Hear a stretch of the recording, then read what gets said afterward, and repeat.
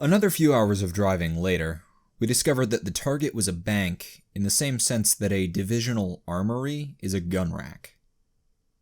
Yes, there was something bank-like in there, and that was the part we were going to rob, but it just happened to be situated inside an entire subspire belonging to some sort of merchant shipping cartel. This discovery did not make us very happy, and neither did the painfully long briefing we received from Sysatat's interrogator via comm-bead. A lot of the briefing was just stuff about the cartel, which mostly boiled down to think rogue traders except with less megalomania, more bureaucracy, and deep administratum ties. Not being particularly interested in any of the fine details of the cartel's subsector-wide political connections, we strategically muted our comm-beads and spent most of the lecture getting some absolutely terrible breakfast-flavored Soylent wraps and fuel station recaf. Eventually, possibly when she realized none of us had said anything for over half an hour, the interrogator got to the point, which was that strange, heavily armed men in shitty vans were not typically allowed on the cartel's subspire. Unless, that is, they were a PDF patrol sent to do a sweep for mutants in the subspire's sewers. At first, we were fine with this. We could pretend to be a PDF patrol in our sleep. Literally. The part that spoiled what was left of our appetites was where we were actually expected to go out and perform the sewer patrol. Sarge had suggested that the inherent laziness of PDF troopers would give us enough leeway to just sit around in our van for the whole mission, without blowing our cover. But the interrogator insisted that us fighting ravening mutants while wading through waist-deep waste was a critical part of Sysatat's plan. Unfortunately, for everyone involved, this turned out to be true. We entered the cartel's subspire via its lowest vehicular entrance. Sarge handed the guard in the gatehouse a data slate full of falsified credentials and orders which had been commed to Tink by the Inquisitor. The guard was a bit surprised to see us, but turned up a previously unnoticed request for a PDF sewer sweep when he checked his cogitator, and accepted Sarge's grunt of commandeered as a sufficient explanation for our non-regulation vehicle. He was in the process of standing down his security servitors when he suddenly got all thoughtful and asked for Sarge's name again. Now, our default approach to this sort of thing was to just use our own names, because honestly, why bother? The Imperium's a big place, and it's hard to get more faceless and interchangeable than a Guardsman. The Inquisitor didn't see it that way, though, and had issued us some less stupid names, along with our falsified orders. And thankfully, Sarge actually remembered this. As Sergeant Eastwood reintroduced himself, the guard rooted out a piece of paper, which he held up next to a window for a second, before snorting and apologizing. When Sarge asked what for, the guard started chuckling and handed him a paper. He said we could keep it, since every astropath in the hive was handing them out, and he had over 100. When Sarge began emitting a high-pitched wheeze, the rest of us peeked over his shoulder. The paper was headed by the words, "Wanted for crimes against the Adeptus Telepathica," and a number with a ludicrous amount of zeros. Below the bounty was the most cartoonishly evil caricature of a man ever seen outside of a commissarial pamphlet. It was covered with scars, wearing a sinister military uniform, with a stupidly oversized hat, and, with the possible exception of its grumpy expression, looked absolutely nothing like Rogue Inquisition agent interrogator Greg Sargent. We were still laughing when the guard waved us through the gate. Admittedly, it was impressive and a bit worrying that the crazy choirmaster had actually carried through with his threat and sent these wanted posters to every astropath in the sector. But seriously, who goes through all that trouble and then uses an editorial cartoon for the mugshot? Psychers, man. Our high spirits lasted for most of the drive through the comparatively clear and clean streets of the Subspire, but faded as we reached our destination on its lowest level. We parked our trusty vehicle on the curb outside a maintenance station, where a pair of workers in stained coveralls met us. We were guided to a hatch that looked far more vault-like than your average manhole, and the grimier of the two men promised to stay by the hatch for 6 hours to let us back out. If we weren't back by then, he said, they'd check the filtration system in about a month, and send what was left of us back to the PDF. While Sarge thanked the men and reviewed the few grainy vids of the mutants they supplied, the rest of us did a final gear check and made sure our rebreathers were on as tight as possible. When we got the word go, the hatch was opened, and something that looked like a cross between a man, a donkey, and a squid launched itself through the gap. Twitch shot it in what was probably the face, and then swore as the piddly little lasbolt failed to kill it. Fortunately, instead of following up the attack, the slavering mutant let out a very human-sounding scream of pain and retreated.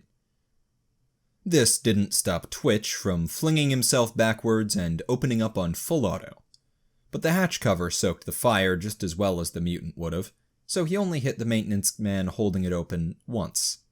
It turned out the guy's hand was already an augmetic, so he was fairly understanding about the whole thing. Sarge made Twitch apologize. The area under the hatch was carefully checked for any more lurking mutants, and one by one we plopped down into the muck. Now, this wasn't our first shit slog. Sewer patrols are a core part of what it means to be a guardsman, and don't let any highborn stormtrooper fancy pants tell you otherwise. It's a widely believed fact, at least among guardsmen, that sewers magnetically attract enemies of the Imperium, and if none are present to be attracted, will just spontaneously generate them out of thick air. Why this happens is a mystery which eludes even the most unqualified barracks scholars. Maybe it's something to do with the universal vacuum hatred thingy. Or maybe there's actually something to that line in the primer about how filth breeds filth. In any case, the important part is that leaving a sewer unpatrolled will inevitably wind up biting you in the collective ass. Sometimes literally. Back in the Guard, long-standing tradition dictated that the least senior regiment on the battlefield, which always seemed to be ours for some reason, got the fun job of going down there every few days to clear out the latest infestation of greenskins, or heretical cultists, or gene stealers, or gangers, carnivorous plants, secessionists, mutated house pets, deserters, rogue servitors, previously unidentified intelligent Xenos races, dead gods, or cannibalistic humanoid underground dwellers. It was sort of like a lottery. You never knew what you were going to get when you went down, except you sort of did, because 9 times out of 10 it was orcs. Fortunately, the cartel's sewers were one of the rare orc-free ones, and it turned out that the horrific mutants which did inhabit it were a lot less suicidally aggressive than your average greenskin. Well, at least the humanoid ones were. We did encounter some unusually sized rodents which were, in Twitch's words, suspiciously similar to squigs. Anyway, the majority of the sewer's occupants wanted to get shot about as much as we wanted to get shivved with a piece of sharpened fecal matter, and we quickly came to a mutual understanding with them. This wasn't anything official, mind you. The presence of cartel security monitors meant we couldn't just announce that we were just passing through on a secret inquisitorial mission. but we managed to convey the gist of it by making as much noise as possible, waving our lights around, and loudly announcing the complete lack of mutants we were seeing. So, by the standard of armed patrols through ass-deep, or neck-deep in Nubby's unfortunate case, sewage, it was a fairly pleasant experience. Or it would have been if it weren't for the Inquisitor's fetish for overly complicated plans. He'd put together this amazingly complex series of carefully timed infiltrations, misdirections, psychic tricks, and cogitator infiltrations, which was supposed to result in them nicking the doohickey without the cartel even finding out they'd been robbed. We were fine with that. It wasn't like we wanted to get into a shooting war with someone who could afford to employ entire goon battalions, and our part was actually fairly simple. All we had to do was sneak into one of the Subspire's auxiliary power stations via the sewers, and do something technical to some sort of feed line thingy.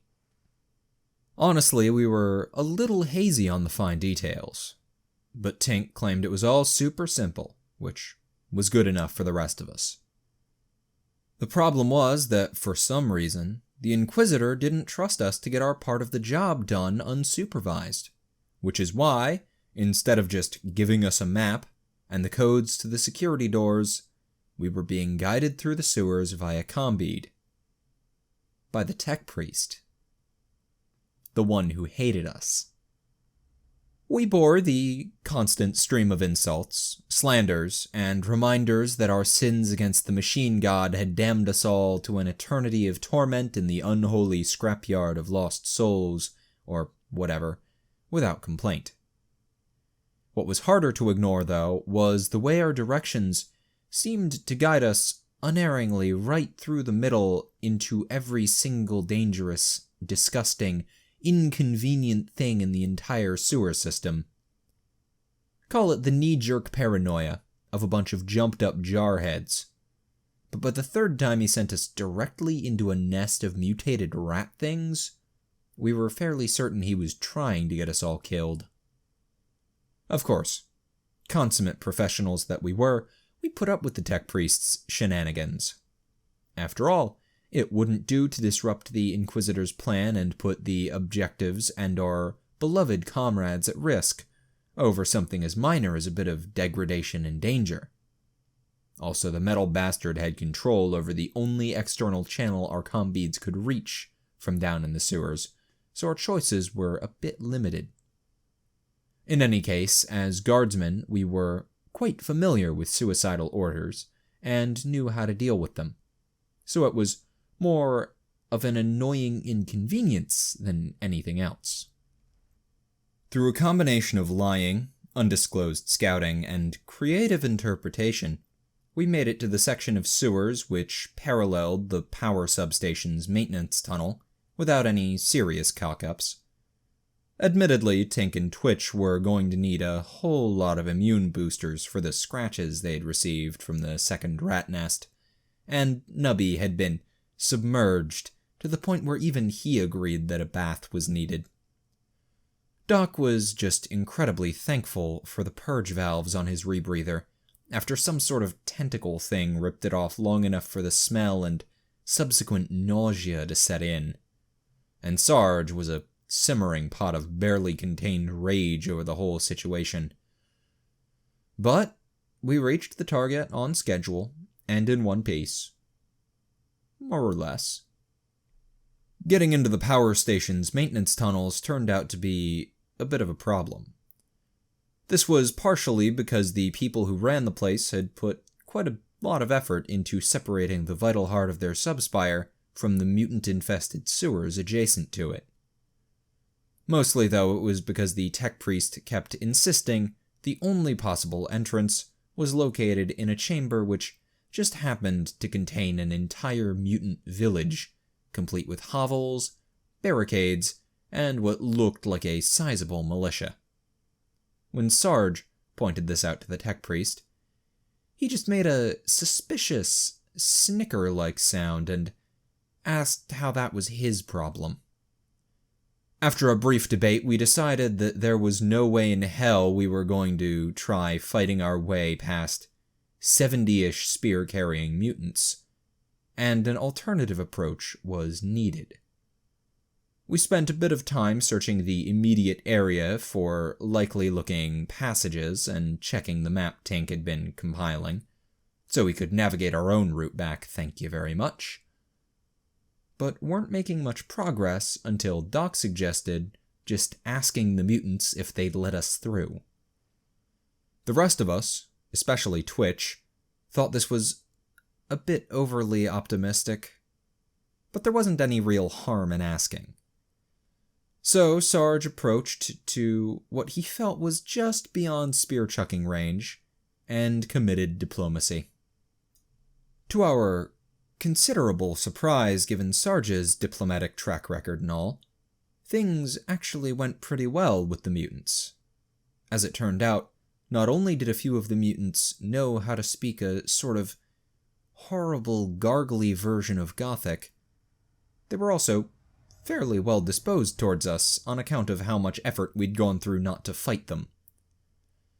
Well disposed isn't the same as stupid, though, so they weren't keen on the idea of letting a bunch of armed goons pass through their village. But once Sarge explained our destination, they were more than happy to point us towards an alternate entrance to the maintenance tunnels.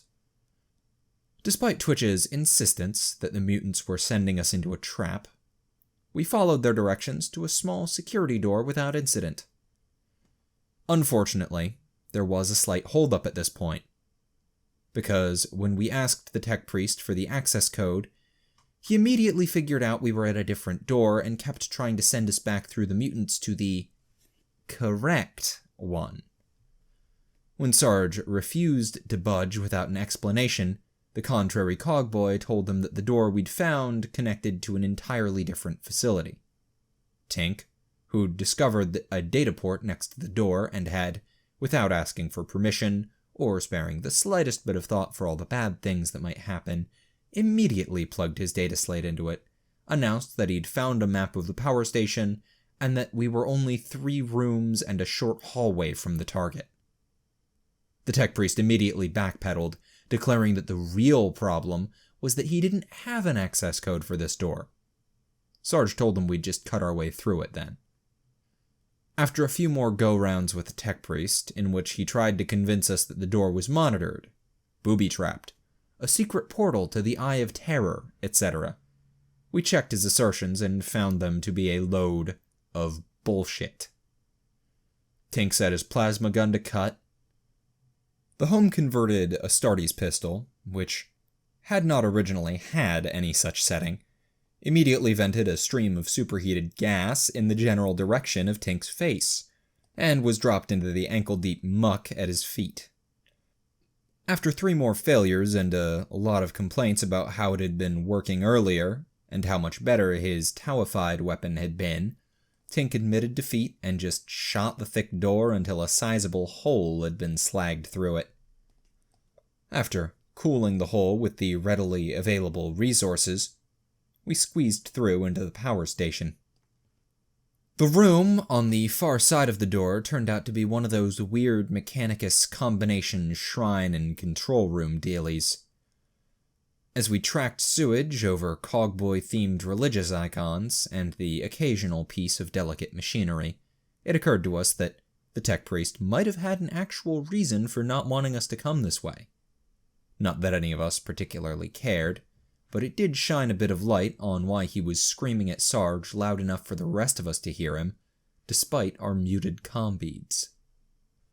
Sarge, being aware that there was probably a limit to how many doors we could breach before triggering an alarm, announced a short halt to see if the furious cogboy was going to calm down enough to start giving directions again. Twitch, Nubby, and Doc respectively used this time to barricade the door behind us, nick the candlesticks, and wipe off as much filth as possible at the expense of a tapestry depicting the discovery of a new type of toaster by Tech Saint Gearface.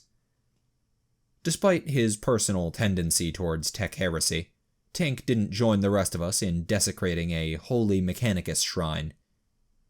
Instead, the techie wandered over to the main control altar, and after a few seconds of translating cogboy glyphs, excitedly informed the rest of us that he could use it to disable a thing, overload another thing, and start some sort of cascade. When the rest of us just stared blankly at him, he explained that this would automatically trigger the thing which the Inquisitor had sent us down here to do.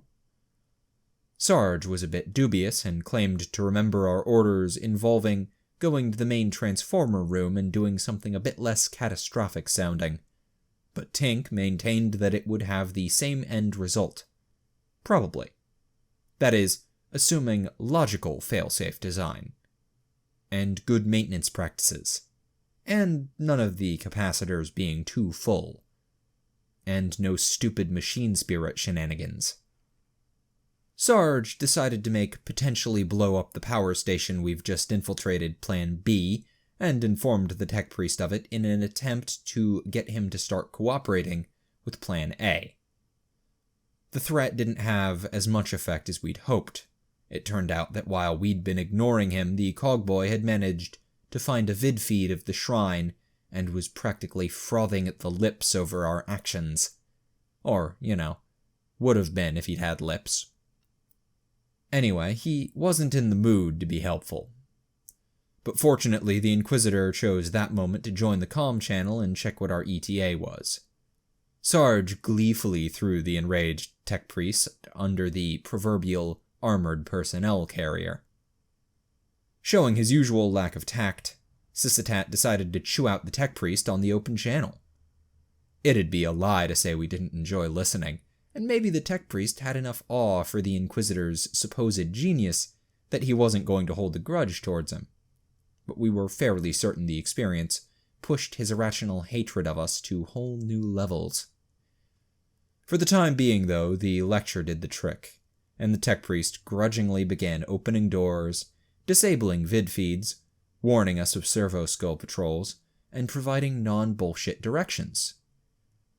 While the route he sent us down was a little less direct than the one Tink's map suggested, there seemed to be actual reasons for the detours this time, so we kept our mouths shut and advanced into the heart of the power station in as professional a manner as possible for 5 men covered head to toe in shit. We eventually entered the target, Distributor Room C, via a small conduit-filled tunnel, and found ourselves on a raised catwalk above a room full of large, occasionally sparking machines which we assumed were the distributors. Thanks to our aerial perspective, we didn't have any trouble finding the machine which controlled the power flow to the upper levels of the cartel's subspire, and Tink was easily able to identify the control altar on it that he needed to sabotage. It was a bit of an awkward situation. We considered going down there and asking them if their super-secret mission was going to take very long, and if they wouldn't mind if we snuck in ahead of them. But we got the feeling that wouldn't go over very well. So, in the end, we decided to kick the problem upstairs. To nobody's surprise, it took a few tries to get the tech priest to patch us through. He was a bit leery of our identification of a bunch of random people in our way as a highly trained Inquisition team that just happened to be infiltrating the exact same facility at the exact same time as us, and suggested that they might just be a simple maintenance team, and we might just be a bunch of paranoid idiots. Sarge rather sarcastically pointed out that the simple maintenance team consisted of a combat-ogged tech priest with a pair of gun servitors, a mohawk sporting underhive ganger carrying her body weight in firearms, and a sister of battle in full body armor. Honestly, and some people accuse us of being unstable. The tech priest was very obviously in the middle of trying to figure out a scenario where we could still be wrong, when the distributor thing the other team was messing with let off a massive bolt of electricity, the lights went out, and Sysitat cut into the channel himself with a screech about how we'd reset the thing too early and had nearly killed 3 of our teammates. To Sysitat's credit, he stopped his ranting about how we were the most relentlessly incompetent jackasses to ever enter inquisitorial service mid-insult when Sarge mentioned the second team. The man shifted mental gears with an impressive speed, and began barraging us with questions about what the 3 people below us were doing, saying, wearing, and whether we recognized them from the dossiers of known conspiracy agents we'd been shown. Sarge glibly reminded him that we hadn't been shown anything before ordering Tink, who was the only one of us who could see in the dark without the aid of a flashlight, to peek over the edge of the catwalk. While Tink and Sarge relayed a whole lot of unhelpful information to an increasingly annoyed Sysitat, the rest of us fanned out into good firing positions. It wasn't that we wanted things to devolve into a bloodbath, it was more about being well prepared, not to mention realistic. Anyway, Tink really did try to give the Inquisitor the intel he wanted. It was just that nothing he reported seemed to be useful to the man. The ganger's weapons collection didn't interest him, and neither did the fact that the sister was fucking huge by anything but Space Marine standards. Seriously, she probably had a head-on Sarge out of her armor.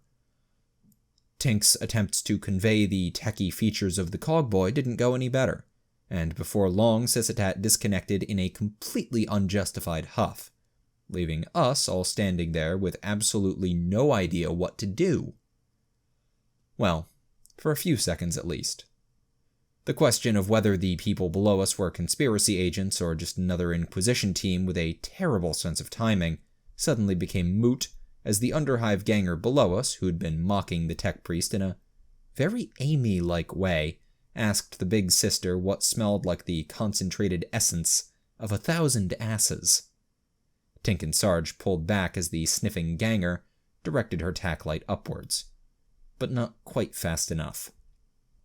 Fortunately for Sarge and Tink, the catwalk was a sturdy sheet of metal instead of some flimsy grated surface, and easily withstood the hail of stub rounds sent their way by the ganger. The sister and her bolter were another matter, though. The pair of troopers sprinted across the catwalk just ahead of a line of shrapnel-spraying craters, only barely managing to make it behind a big support pillar before they were hit. The rest of us unanimously decided that there wasn't any more time for dicking around about whether the people below us were dirty traitors or just misguided homicidal assholes, and opened fire on the 2 gun servitors before they could bring their heavy weapons to bear on Sarge and Tink's positions. Despite the relative piddliness of standard lasguns, a triple helping of pre-aimed, braced, and full-auto bolts on each was enough to put both servitors down. The one armed with a heavy bolter just keeled over as its metal-filled skull popped, but the plasma gun-armed one went off with a very satisfying bang, tossing the nearby tech priest backwards and thoroughly wrecking the control altar. This caught the attention of the ganger and sister, who switched to laying down suppressive fire while moving to pick up their damaged cogboy. This was a terrible choice on their part, as any of us could have told them, since even with the ganger firing a weapon in each hand, and them both fanning their fire back and forth in an attempt to cover all of us, it still left their backs open to Sarge and Tink. Despite his efforts to tweak the weapon, Tink's gifted plasma pistol didn't have quite the same range or reliability as his old gun, which is why the sister survived his opening barrage with only a damaged power pack and helmet. Sarge might have done better with the ganger, but the shot he was lining up on her head was interrupted by an ear-splitting shriek from his combead. Sysitat was none too happy that we'd been ignoring him in favor of staying alive, demanded an update, and promised us horrible deaths if we failed to take at least one of our opponents alive. Sarge briefly considered how likely the sister or tech priest were to cooperate with something like that, regretfully shifted his aim downwards, and shot the ganger in her ammo-filled cargo pants. As the ganger dropped screaming, all 5 of us focused our fire on the sororitas, to our considerable surprise, given our past experience with crazy battle nuns. Instead of battle hymning her way to a heroically stupid death, the big sister just walked out on us. Seriously, she didn't even run. Her only concession to our presence was to fire a few scarily well-aimed shots in Tink's general direction, before grabbing her tech priest by the leg. She tossed the groggy cogboy through the nearest exit, tucked the wounded ganger under one arm, sprayed a few more shots Tink's way, and then almost nonchalantly walked out, just letting her armor soak our lasfire until the hallway blocked our line of sight. It was a bit embarrassing, really. Our embarrassed shock at the situation was interrupted by the sound of a heavy security door beginning to close behind the hostile team. Thinking fast, Nubby and Twitch both shot the door's control panel. Thinking a bit less fast, but a whole lot harder, Tink sprinted out from the secure cover he'd been cowering behind, and managed to put a pair of shots into the servos controlling the door, which proved to be a lot more effective. Before the techie could smugly point that out to anyone, though, one end of the bolter-cratered catwalk he'd run out on gave way with a grinding halt. Lacking any better way to get to ground level, the rest of us scrambled down the makeshift ramp after him. Sarge made it to the half-closed door first, and sprang back from it with a curse as a pair of autogun rounds hit him in the helmet and chest plate. Neither round penetrated, fortunately, at least not much, but it was enough to convince him to wait for the rest of us. A few seconds later, Twitch tossed through one of our limited supply of flash grenades, and we scrambled into the hallway, weapons ready, just in time to see a side door slam shut. Sarge swore as the door's control panel emitted a burst of binary and flashed a bright red cog icon, told Tink and Twitch to either unlock it or breach it, and took a second to address the increasingly angry noises coming from his comm-bead. Doc and Nubby snickered as he told the Inquisitor we were handling it, asked him to stop bothering us, and suggested that if he wanted us to stand even the slightest chance of catching the other team, much less capturing one of them alive, to have our useless-ass tech priest undo whatever theirs had done to the door. The Inquisitor didn't enjoy being told to cram a sock in it, but after a few seconds of yelling, the door sprang open. This surprised the hell out of Twitch and Tink, who dove into cover on the far side a split second ahead of a hail of bolts, autogun rounds, and bright blue lasfire. If you haven't ever had to advance cover to cover under fire, rest assured that it isn't a fun experience. The one upside was that the other team was probably having just as miserable a time trying to escape us as we took shots at their backs. Fortunately for both us and them, the hallway was littered with inexplicably convenient cover in the form of pipes, conduits, and doorways. Chasing the probably traitors proved remarkably difficult. The ganger, who was now limping along instead of being carried, poured out a steady stream of stubber fire, then autogun, then hand cannon rounds in a poorly aimed barrage. The tall sororitas calmly walked backwards down the hallway at a leisurely pace, dedicating the entirety of her fire to whichever cover Tink had chosen. The techie still managed to get a few shots off with his modified plasma pistol, but none of them scored more than a glancing hit, and after a particularly near-miss sprayed shrapnel across his neck and shoulders, he decided that not dying took priority over potshots. The rest of us poured quite a bit of fire into the sister's power armor, while she walked between cover. But it proved frustratingly ineffective. In retrospect, we probably should have focused our fire on the injured tech priest, rolling up the corridor ahead of her. Our advance up the corridor was interrupted twice. First, by a pair of tech priests who opened a door where Twitch and Doc were taking cover. Twitch shot one of the approaching cogboys in the gut on reflex, and there was an awkward moment as Doc and the second tech priest apologized at each other before the door was closed again. The second interruption was far more problematic. We'd steadily gained on the enemy team thanks to our innate guardsmanly ability. Plus the fact that two of them were wounded and the third seemed dead set on walking everywhere. Sarge was actually entertaining the thought that we were going to be able to pull off our ordered capture, when one of the two doors at the end of the corridor opened to disgorge a pair of servitors and a trio of servo skulls. The damned tech priest screeched something, and the whole group began lurching and hovering towards us, prompting Sarge to declare that shit was fucked. It was time to pop nades and end this, regardless of what the damned Inquisitor wanted. An expertly aimed barrage consisting of 2 frags and a crack sailed forwards to wipe out the enemy team before they could escape. Unfortunately, the tech priest saw that coming. Sarge, Nubby, and Twitch's expressions abruptly changed from grim satisfaction to alarm as their own grenades, gripped firmly in the jaws of the 3 servo skulls, zoomed back towards them.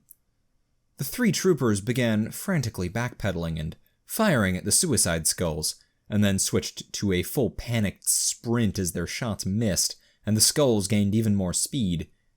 It was only a few well-aimed shots from Tink and Doc, who were far enough back to put their full attention into firing, that prevented outright disaster.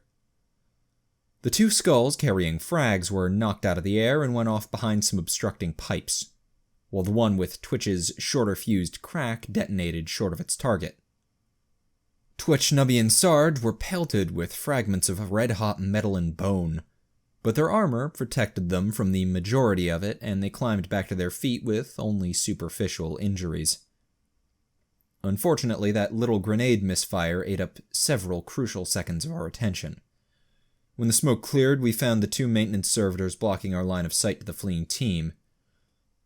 We tried to catch back up while Tink burned down the obstructing servitors, but before we could get a clear shot or reach grenade range again, the 3 hostile agents staggered through the door the servitors had come from.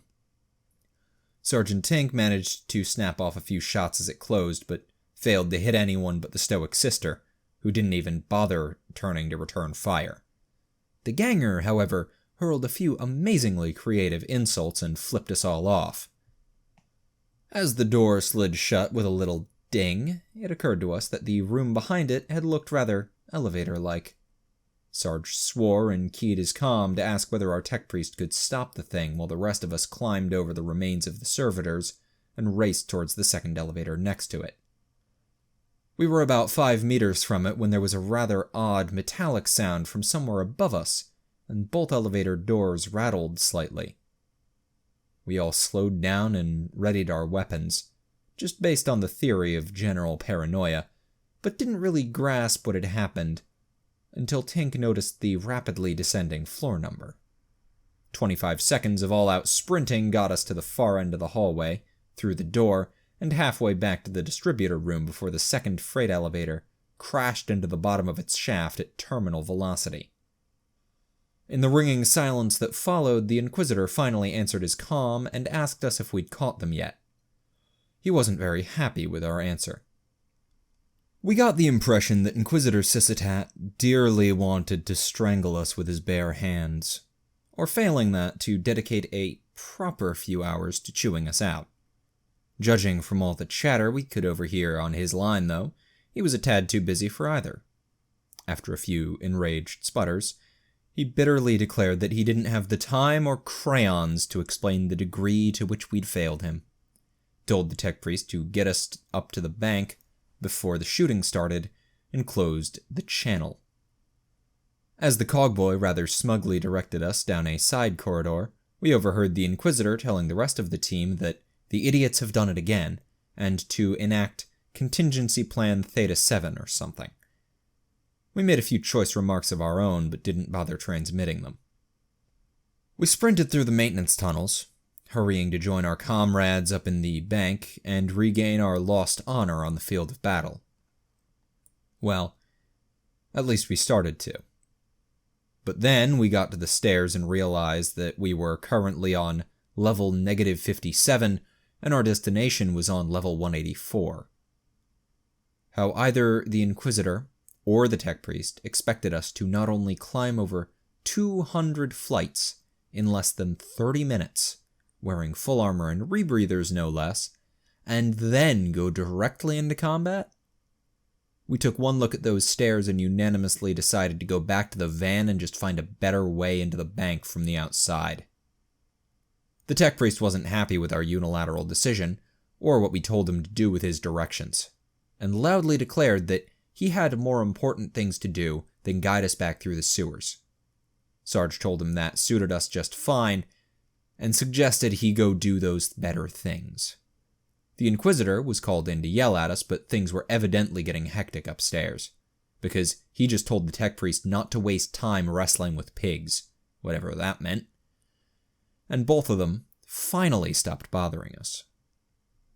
As we retraced our path through the Subspire's maintenance tunnels, completely ignoring stealth this time and just preemptively shooting any servo-skull patrols we saw, Twitch put forward the question of setting up distractions.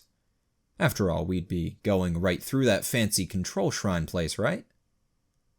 Tink's eyes lit up with downright evil light, and he, Nubby, and Twitch all started giggling. Sergeant Doc shared a look, remembering past lectures on collateral damage and keeping a low profile, but didn't raise any objections. We re-entered the shrine to find it occupied by a tech priest who screeched something about blasphemers and drew a sidearm, which was the last mistake he ever made. Tink and Twitch shifted the idiot's remains and went to work on the controls, turning pretty much every one of them to either the max or minimum. By the time the rest of us had finished moving our anti-mutant barricade to block any meddling cogboys from entering, about 7 different alarms were blaring, and a small statue of some saint or other was screaming at us in binary. Tink slagged 2 of the control altars with a last gleeful cackle. We snugged up our rebreathers and made our way back out into the sewers. It turned out that the barricade had actually had a purpose, because we found a bunch of those non-confrontational mutants hanging around outside. Twitch nearly shot one, but Sarge and Doc managed to keep things from devolving into a bloodbath, and we just sort of awkwardly sidled past them. Tink called back, advising them to, in his own words, get, I don't know, like half a click away before the first capacitors go. Not exactly sure how long you got, but unless you're fire or electricity proof, and I'm not ruling that out because you guys are fucking weird looking, but I really wouldn't recommend sticking around if you don't got them both covered. Oh, and there's gonna be a lot of really angry cogboys coming down here afterwards, so have fun with that. Using the map we'd compiled ourselves instead of the tech priest's oh-so-helpful directions, backtracking through the sewers went a hell of a lot smoother. We reached our entrance with only 2 shots fired, and while we did pick up a fresh coating of muck, it only reached our knees this time, thank the Emperor. We knocked on the hatch and were let in almost immediately by the 2 maintenance guys, who seemed surprised to see all of us still alive and in possession of all our limbs. They had a lot of questions about how things had gone and if we'd seen any mutants messing with power conduits, but Sarge told them we'd file an official report when we got back to PDF HQ and let our not-quite run back to the van. When we were about halfway out of the building, our combeads finally reconnected to our team's non-boosted channels, and we suddenly got a far better idea of how much shit was going down. The tech priest and Snitch were calling out all sorts of warning about cartel security movements and the position of the rest of the hostile Inquisition team we'd encountered. Face and the assassin were halfway into some vault, but were worried about some flyer that had just landed. The cleric and interrogator were dodging patrols, while trying to get to somewhere ahead of the other team. Sissatat was in the middle of all this, calling out a constant stream of orders, intermixed with vague curses about greedy idiots, traitors, and incompetents who couldn't follow an order if their lives depended on it. We assumed that last one was directed at us. Sarge was debating whether to check in now or put the inevitable screaming lecture off until we'd driven up to the bank, when he caught sight of the van and stopped dead. The rest of us peeked around him and started swearing as we saw the thick papering of traffic tickets covering our vehicle and the singed, bleeding, vindictively glaring traffic officer standing in front of it. Our paralysis only lasted a moment. Without a word or signal, every one of us reached the same conclusion. There was not time for this shit. Sarge strode forward in a calm, unhurried manner, staring directly into the officer's visor the entire time. When they were only a pace apart, Sarge wordlessly held out his right hand for the ticket the man had been writing. His left hit the officer under the jaw with the concentrated force of an entire mission's worth of pent-up frustration. Also brass knuckles. Spiky ones. Despite the bone-crushing force of Sarge's sucker punch, between the ex-Arbitrate's full helmet and his own considerable burliness, the man actually managed to stay on his feet and started to reach for his weapons. We'd counted on him being a tough bastard, though, and Sarge's hit was followed by an augmetic leg to the groin and a blow from Tink's shock wrench. As the Arbitrate started to crumple, Doc and Twitch grabbed him by the arms, heaved him into the rear of our van, and piled in after him. There was a lot of thumping and cursing from the back of the van as Tink weaved our vehicle steadily upwards through the subspire's light traffic. By the time we were approaching the upper levels, our guest had been relieved of his gear and weapons, jabbed with 3 syringes of sedative, and covered from mouth to feet with a dozen layers of duct tape. This was just a temporary solution, of course. Nubby suggested a more permanent one, involving the nearest edge of the subspire, which Doc objected to for silly moral reasons. Twitch insisted that the officer had some sort of power that would keep him coming back unless we actually watched him die ourselves. And then exploded the body. Sarge quashed further discussion on the subject, as far as he was concerned, deciding what to do with the annoying traffic officer could be the Inquisitor's problem. For now, he could just take a nice relaxing nap in the back of the van until we finished our mission. To nobody's surprise, when we informed the boss that we had reached the topmost level of the subspire and needed directions to our entry point, we got yelled at for how long it had taken us. This completely disregarded the fact that if we'd gone up the stairs, we'd have still only been about halfway up. But by that point, we had given up on expecting reasonable reactions. When Sysitat finished venting, he directed us to the side street where the scan van was parked. We were told to park our vehicle, meet up with Snitch, who would be both our guide and escortee, and gear ourselves up for a fight. We got a lot of worried looks from the cartel merchants and scribes walking up the street as we piled out of our van. This wasn't that surprising, given we were in full armor, carrying as much ammo, explosives, and situational toys as we could, and were still covered in a not quite dry layer of fecal matter. What was surprising was that nobody ran screaming or called the cartel's security force the second they saw us. Not that we were complaining, but either they had way too much faith in their outer perimeter, or one of our teammates had done something impressive to explain away our appearance. We tried to ask Snitch which it was as he hopped out of the scan van and led us to a nearby service door, but the greasy little weasel was more interested in complaining about our smell and asking why we kept thinking about some Arbitrate. We decided that conversation could wait for later, and resolutely thought about other things until the service door slid open and led us into yet another set of maintenance tunnels. The building we'd entered wasn't the bank, but thanks to the interconnected nature of Hive's construction and our teammates' apparently total control over all automatic doors in the area, that wasn't really a problem. Snitch led us down several suspiciously empty tunnels and into a familiar massive stairwell, but the whiny psyker was far from fit, and we'd only climbed about 7 levels when the shit finally hit the proverbial fan. Snitch was actually the first to notice it, but he was wheezing too hard to get the point across to anyone before the gunfire started. From the sound of things, several well-armed people were having a heated argument with the local security a few levels above us, and since none of our teammates were screaming, the smart money was on it being the enemy Inquisition team.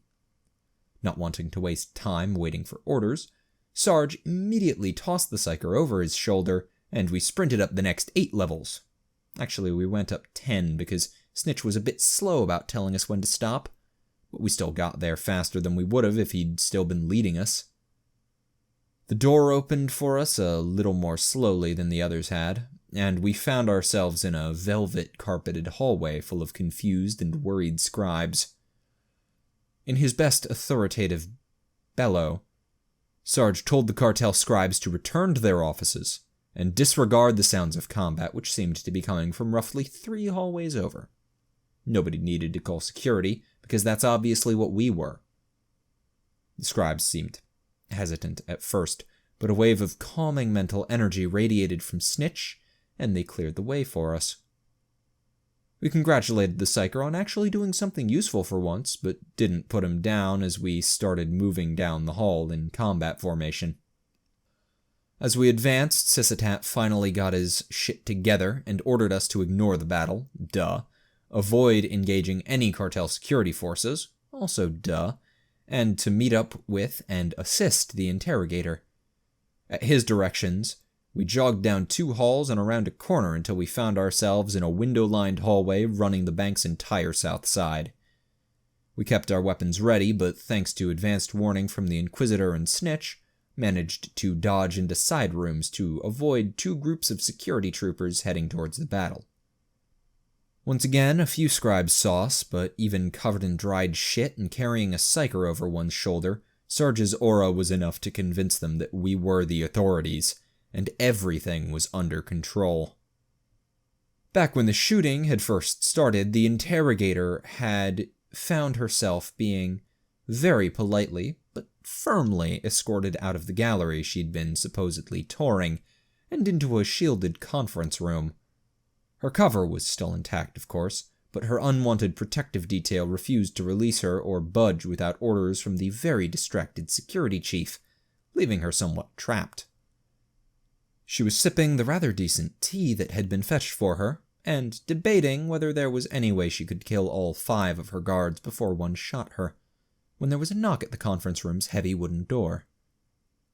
One of the guards flanking the door asked the other who it could be, and reached for the door's handle. Then it hit him. Sarge's charge blew the door right off its hinges, flattening the first guard under both it and Sarge's own considerable bulk. The second guard, who'd been standing on the other side of the door, was still staring in disbelief when Tink stepped through the opening and whapped him in the stomach with his electrified wrench. The third guard was on the far left side of the room and started to raise his autogun, only to drop it as Twitch's not quite expertly thrown knife hit him in the eye handle first. The fourth guard, who'd been in the process of pouring the interrogator another cup of tea, flinched backwards with a choked shout as the scalding liquid he just poured was hurled back into his face. This all just left the final guard standing about a meter behind the interrogator. The cartel security trooper, operating on automatic, brought his autogun to his shoulder and clicked off the safety. He began to draw a bead on Tink, who, lacking any real cover, dove for the ground in a spineless attempt to put the interrogator between himself and the imminent gunfire, while Twitch simultaneously started to draw his laser pistol. Seeing that the demolitions trooper was going to be too slow, the interrogator whistled a command at her rhinestone and pink bow-covered cybermastiff, and then screamed as something flew over her head. There was a ringing silence, broken only by the groans and whimpers of the disabled guards. The interrogator rather shakily climbed to her feet, scanning the area for the jeweled comb that had been yanked from her hair. She paused at the sight of the half-crushed guard behind her, and then turned to glare at Sarge. Who throws a door? Honestly. So the breach and clear went fairly smoothly, especially considering that, due to Snitch's snitching, we were forced to do it without starting a gunfight with security and getting us in the exact same mess those other idiots are in. By the Emperor, how do you even manage to breathe unassisted? While we'd been at it, Doc and Snitch successfully kept several scribes and a curious janitor from getting close enough to make out anything but a few muffled thumps. Nubby, who was performing the same duty at the other end of the hallway, had a bit more trouble when a pair of servant types tried to get past him with a snack trolley for their guest. The servants got a bit fussy when Nubby told them to bugger off, but leave the snacks, especially when he started eating the hideously expensive dainties in front of them. Fortunately, before they got around to actually carrying out their threat to call the head of security, the interrogator and Snitch came over and were able to convince them that all was well. The rest of us grabbed a few bites for ourselves as we passed, because, hey, free snacks, man. The interrogator led us at a brisk run to a maintenance closet, which turned out to be occupied by the cleric, who'd gotten a bad electrical burn from somewhere and seemed to be grumpy with us for some unspecified reason. Doc helped him with his burn while the interrogator seized the bag of gear he'd been carrying and locked herself in the closet. We loitered around, watching the perimeter and trying to gauge how the other team's gunfight was going, and in a disturbingly short amount of time, the interrogator re-emerged in full combat gear, though her cybermastiff still had its bows on. Without a word of explanation, she signaled us to follow, and we broke into a run towards the western edge of the bank. Based on the sound of things, we were trying to beat the other team to whatever the hell the objective was. Once again, nobody was telling us anything. We just kept our weapons ready and raced through the corridors after the interrogator and cleric at a dead, jog, since even our fitter teammates were a bit slow for our taste. Lack of proper daily PT will do that to you. In any case, between the distraction being caused by the other team and our own's control over automatic doors, we managed to avoid getting bogged down and kept up a good pace until we reached our destination. Some sort of big fancy office with 2 guards standing outside of it. Both guards went down before they knew what hit them. One to a dart from the interrogator's needle gun, the other more messily to her beribboned dog. She and the cleric attempted to continue their charge into the office before anyone inside noticed us coming, only to run face first into the door when it didn't automatically open. Sarge kept a straight face, but the rest of us snickered as we watched the rear, and since it seemed like the Inquisitor was losing control over the building's security systems, preemptively destroyed a pair of ceiling turrets Twitch spotted. After a bit of chatter with the boss about walls and fire and stuff, Tink was called up to plug his data slate into the door's controls, which did the trick. The interrogator and cleric were through the door the second it unlocked, without even giving us a heads up, much less stopping to get our professional opinions on how to do it properly. It was only sheer bloody luck that the cleric got hit in the shoulder instead of his face, and Sarge was half tempted to wait until the interrogator had caught a bullet or 3 herself before he intervened. Good sense won out over spite, though. A bit of covering fire, and a grenade later, the security guards were down and the interrogator's cybermastiff dragged a whimpering senior banker out from under his desk. While the interrogator interrogated, barking questions about vaults, codes, and artifacts at the terrified banker, we kept an eye on the door and lounged around the front office. Doc gave the cleric a quick once-over, choosing to just throw a bandage on the man's shoulder instead of trying to dig out the autogun round lodged in it. Those of us not on door duty established that the security guards hadn't been carrying any salvageable munitions and had moved on to checking the banker's office for important clues, see snacks and or a minibar, when Snitch finally caught up. Upon arrival, the huffing and puffing psyker, who was probably regretting his decision not to let Sarge carry him again, was called up to assist with the questioning, while we were told to get out and go secure the perimeter or something. We found that order to our liking. On the list of desperate and heroic Imperial Guard defensive actions, this wasn't one. I mean, theoretically the cartel must have had some real crack troops. They were a sector-wide shipping conglomerate after all.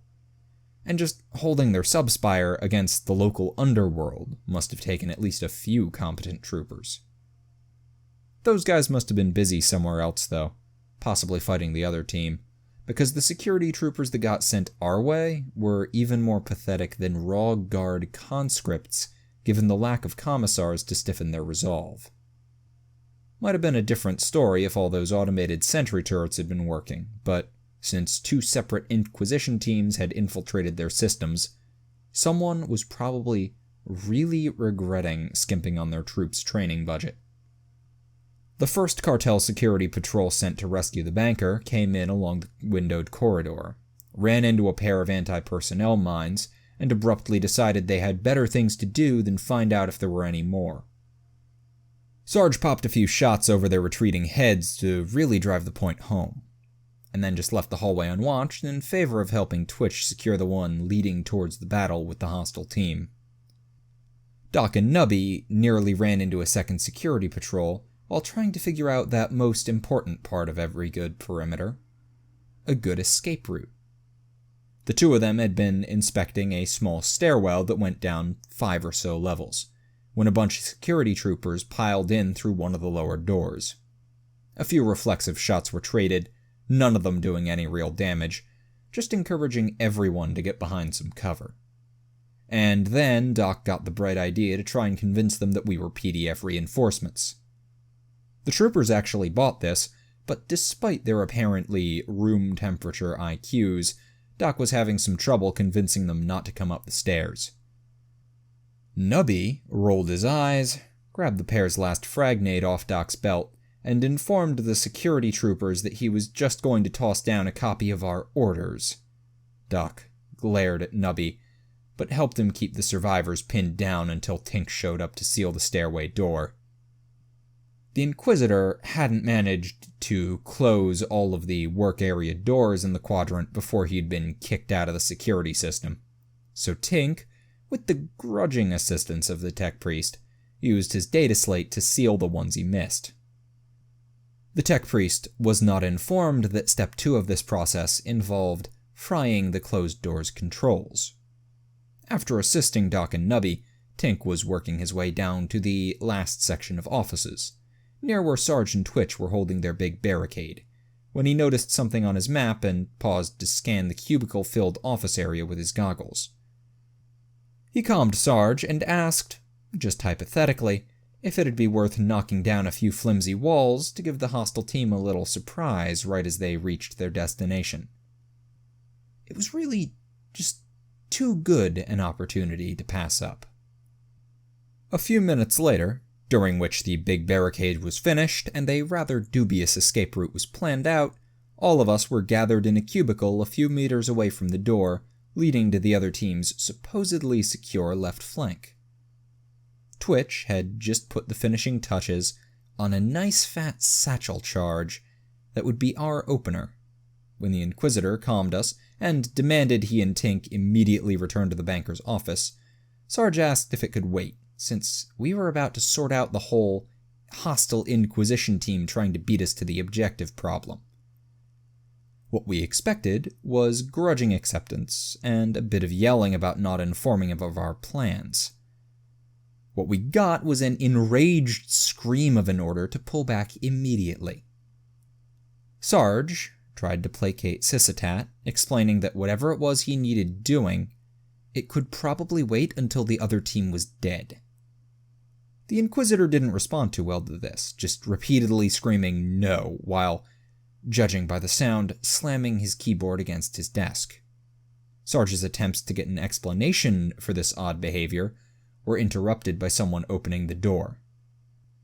Since we'd just received fairly explicit, if a bit unhinged sounding orders not to engage, we didn't open fire on the enemy agent who came through the door. Unfortunately, that didn't stop them from shooting at us. The familiar Mohawk-sporting ganger girl, who'd probably overheard Sarge arguing with the Inquisitor during a lull in the firefight, noticed Doc before he ducked out of sight, and with a shout of, "Not you assholes again!" opened up with her heavy stubber. Fight not being an allowed option, we settled for flight. The fiberboard and fabric walls didn't do much to stop the ganger's stub rounds, but they did at least break her line of sight. So after the first burst, which left 2 rounds embedded in Doc's backplate and Twitch with a bleeding arm, she was pretty much just spraying the room at random. We kept low, trying to keep as many desks, cogitators, and scribes as possible between us and her while we worked back towards where we'd cut our way in. Nubby, who was valiantly leading the retreat, had just reached the exit when the ganger abruptly stopped firing and shouted, "But it's the guys who shot me in the ass!" at someone out in the hallway, who replied with an almost Sarge-like bellow of, "They're on our side, you idiot!" Doc, in what definitely wasn't his smartest moment, peeked over a cubicle and asked, "We are?" But the ganger was too busy staring incredulously at the man out in the hallway to shoot him. Twitch told him it was obviously a trick and to get back down, while Tink and Nubby just shrugged at each other. Sarge sighed and silently cursed all Inquisitors, as Sysitat, who disconnected his comm channel when the shooting started, came back online to tell us that the other team was no longer considered hostile, and we were all to pull back to the banker's office before any more idiocy occurred. On the bright side, at least this time we'd figured it out before exploding half of the other team. So, progress. Honestly, at this point, we just gave up trying to understand the overall strategic situation. It was just a colossal mess, and it seemed like we were getting more intel from the guys we'd been shooting at than our own teammates. The important thing was the other team was friendly, and running interference for us while we looted the thing from the vault. And we needed to get moving right now to help with that. Because a dozen flyers, full of enemy reinforcements, had just landed. Also, our teammates were in the vault now, somehow. Face and the assassin were chasing someone on the roof. Snitch needed to do something. The tech priest was seeing odd power readings. The cleric had gotten shot, again. And the Inquisitor was going to flay us alive if we didn't get moving right now. We got back to the office to find it empty, except for a now comatose banker and a previously hidden passage leading into the vault. The place turned out to be even larger than expected, with thousands of lockboxes lining the walls and a dozen sub-vaults scattered around the room. To all of our disappointment, especially Nubby's, there were no loose piles of easily pocketable cash, gold, or jewels lying around. Just a bunch of dead cartel security guards, a few potted plants, and a dug-in squad of those secret police guys trading fire with our teammates. Sarge reported our arrival and went off with Doc and Nubby to sort out that mess, and sent Tink and Twitch to do whatever super important thing the Inquisitor had wanted them for. At Sysitat's order, Twitch and Tink followed the interrogator from cover to cover across the room to one of the sub-vaults, where Snitch had his forehead pressed against the door and was starting to glow. The two guardsmen, who had had far more experience in the perils of warp use than anyone wants, abruptly decided there was too much incoming fire for them to push forwards yet. They watched in smug satisfaction when, after all of 3 seconds, Snitch started convulsing and the interrogator fell to her knees, clutching her head and screaming, while her dog lunged and snapped at invisible enemies. Twitch asked Tink whether they should shoot the psyker if his fit lasted more than a minute, but fortunately the warp ghosts or whatever dissipated before they reached a decision. To our considerable surprise, Tink and Twitch weren't ordered to open the vault and collect whatever weird shit was in it. After Snitch and the interrogator had recovered enough to report their findings, Sysitat told the 2 troopers to destroy the vault's contents and ordered the entire team to prepare to pull out the second the charges were set. These wonderful orders were slightly marred by the way he went on to try and explain the best way to do said demolition to us, but he eventually accepted that Tink and Twitch did indeed know how to melt a hole and stick a bomb in it. 3 minutes, 2 plasma power packs, and a very delicate insertion of a high explosive charge through a still glowing hole later, The bomb was set. Sarge reluctantly used his last grenade to take care of the one secret police agent who just kept refusing to die, picked up Snitch, and led the withdrawal. Our group paused in the banker's office, waited while Sissatat yelled at various other people, and then started a countdown to Phase 19. He'd only reached 11 when the entire building shook, the lights flickered, and then every cogitator, appliance, and lighting fixture in the bank exploded. Over the next few seconds, we realized 3 things. Firstly, our long-range comms were down, cutting us off from the Inquisitor and most of the rest of the team.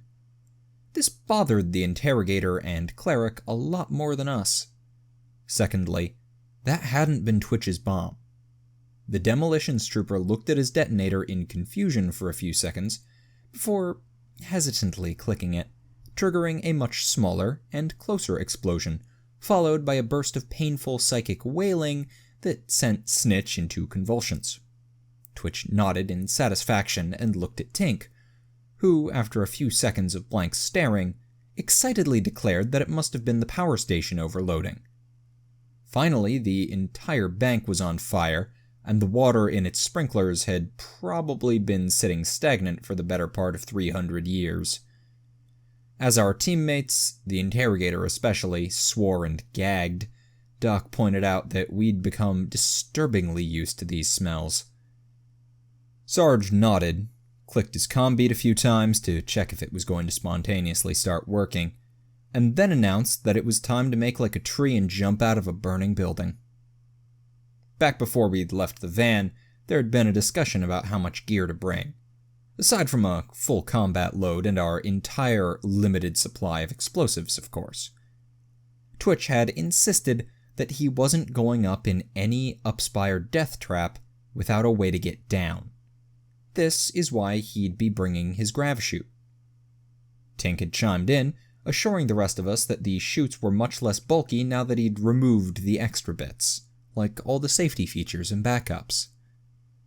The two of them had been pretty smug when, after verifying there weren't any less insane options, Doc and Nubby had proposed just jumping out the window as a possible escape route. Of course, that decision had been based on the theory that we'd be alone. But Tink said he was almost positive the chutes could take a little extra weight. Snitch wasn't conscious enough to object, but the cleric and interrogator were not very happy about being carried down the first 5-story drop, and there was the stupidest argument about bringing the damn cybernetic murder dog. Complaints aside, though, everyone got down to the adjacent roof just fine. Even Doc, who had to do it on only one grav coil on account of the stub round lodged in his left one. From that landing, it was just a short run to the next jump with decent cover the whole way. Not that any of the cartel security forces seemed interested in taking shots at us.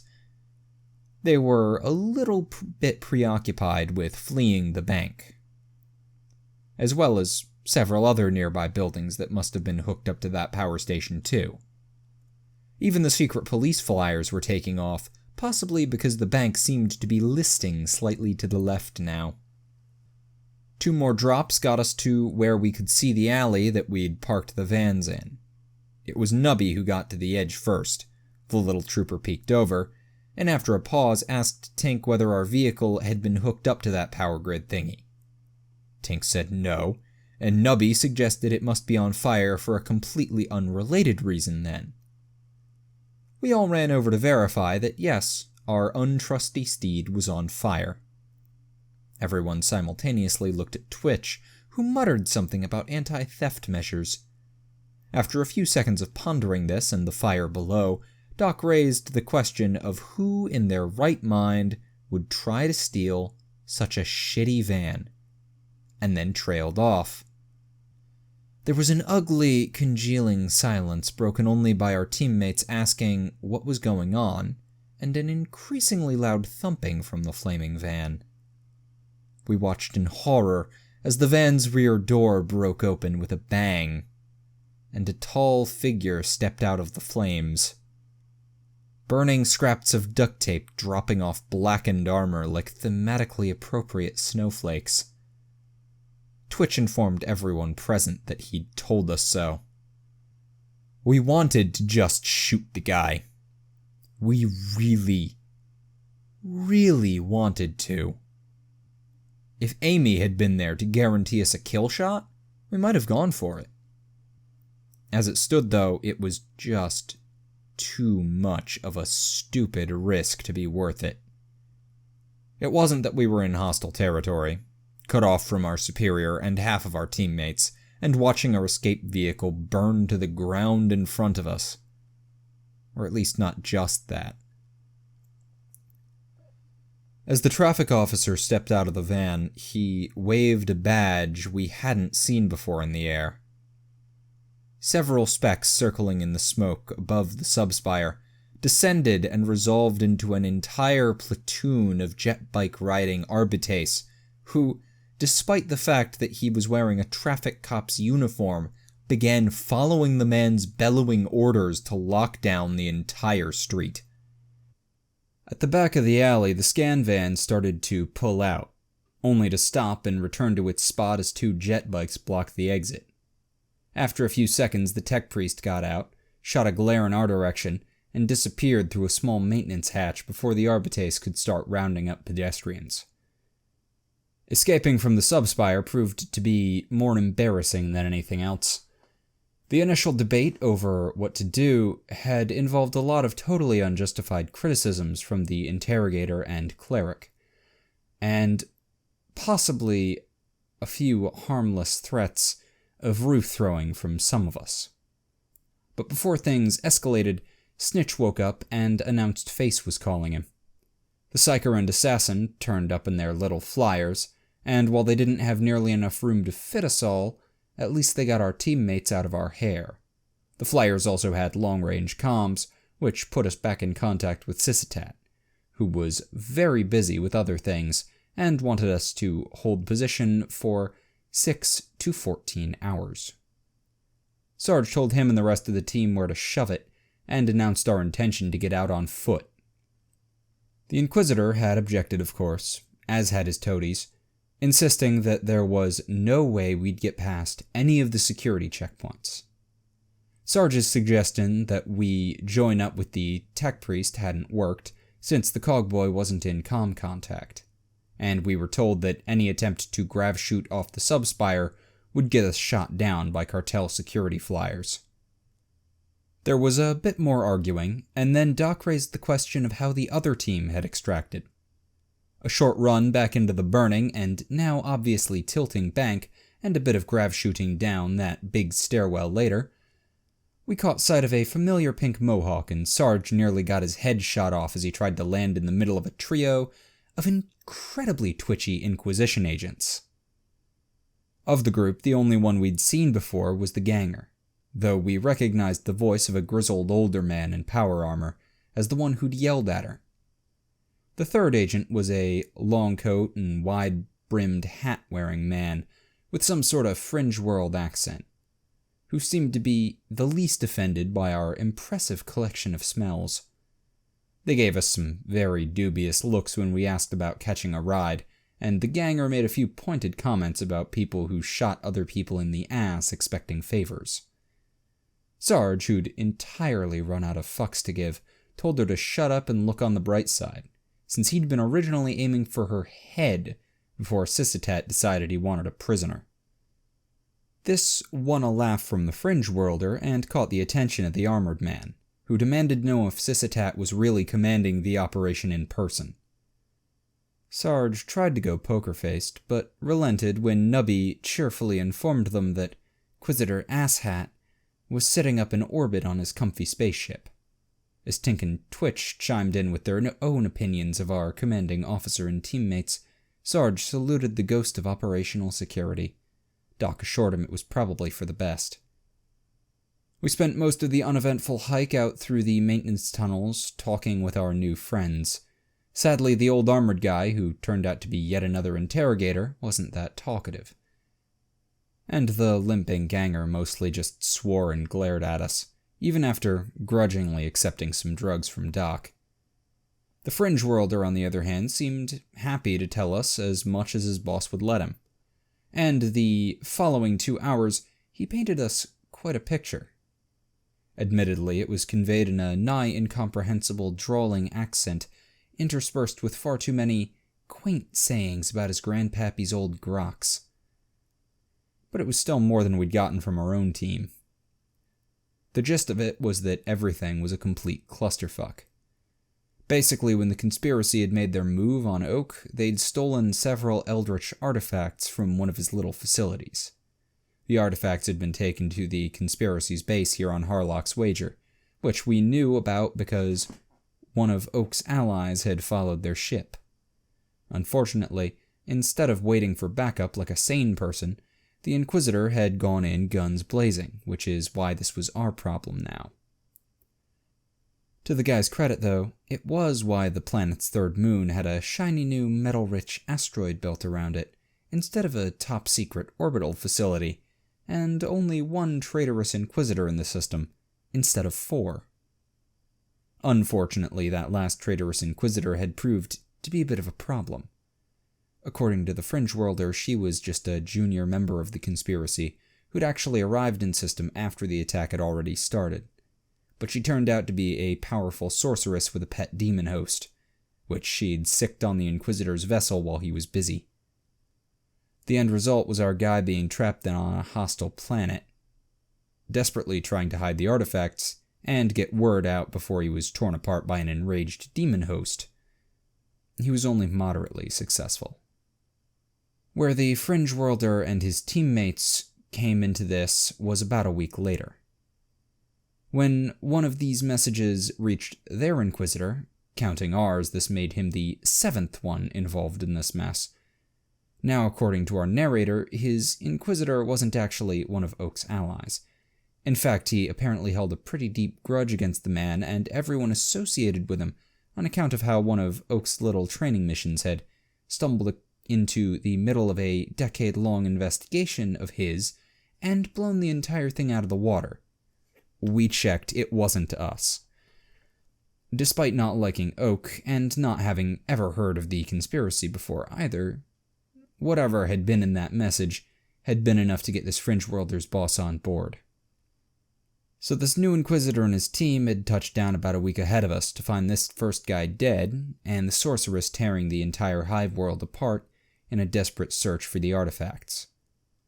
From there, it had been a sort of competitive scavenger hunt, with the Fringe Worlder's team having the advantage of a big dead drop full of clues and directions, while the sorceress had the aid of the entire planetary government. Well, partial aid.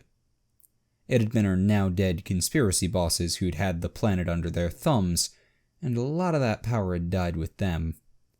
The sorceress was apparently some sort of master manipulator, though, and she was steadily regaining control. In any case, the team had snagged one artifact with no problems, had been beat to another by the sorceress, and had been in the process of claiming the third artifact from the cartel when everything hit the fan. Interestingly, nobody present, aside from the ganger, held us to blame for the deal with the cartel going south. They'd already been prepping, in case that notoriously mercenary institution turned on them, hence their sabotage team in the basement and all the heavy weapons they'd brought to the bank. But the handoff had actually been going smoothly right up to the point where the sorceress had landed on the roof.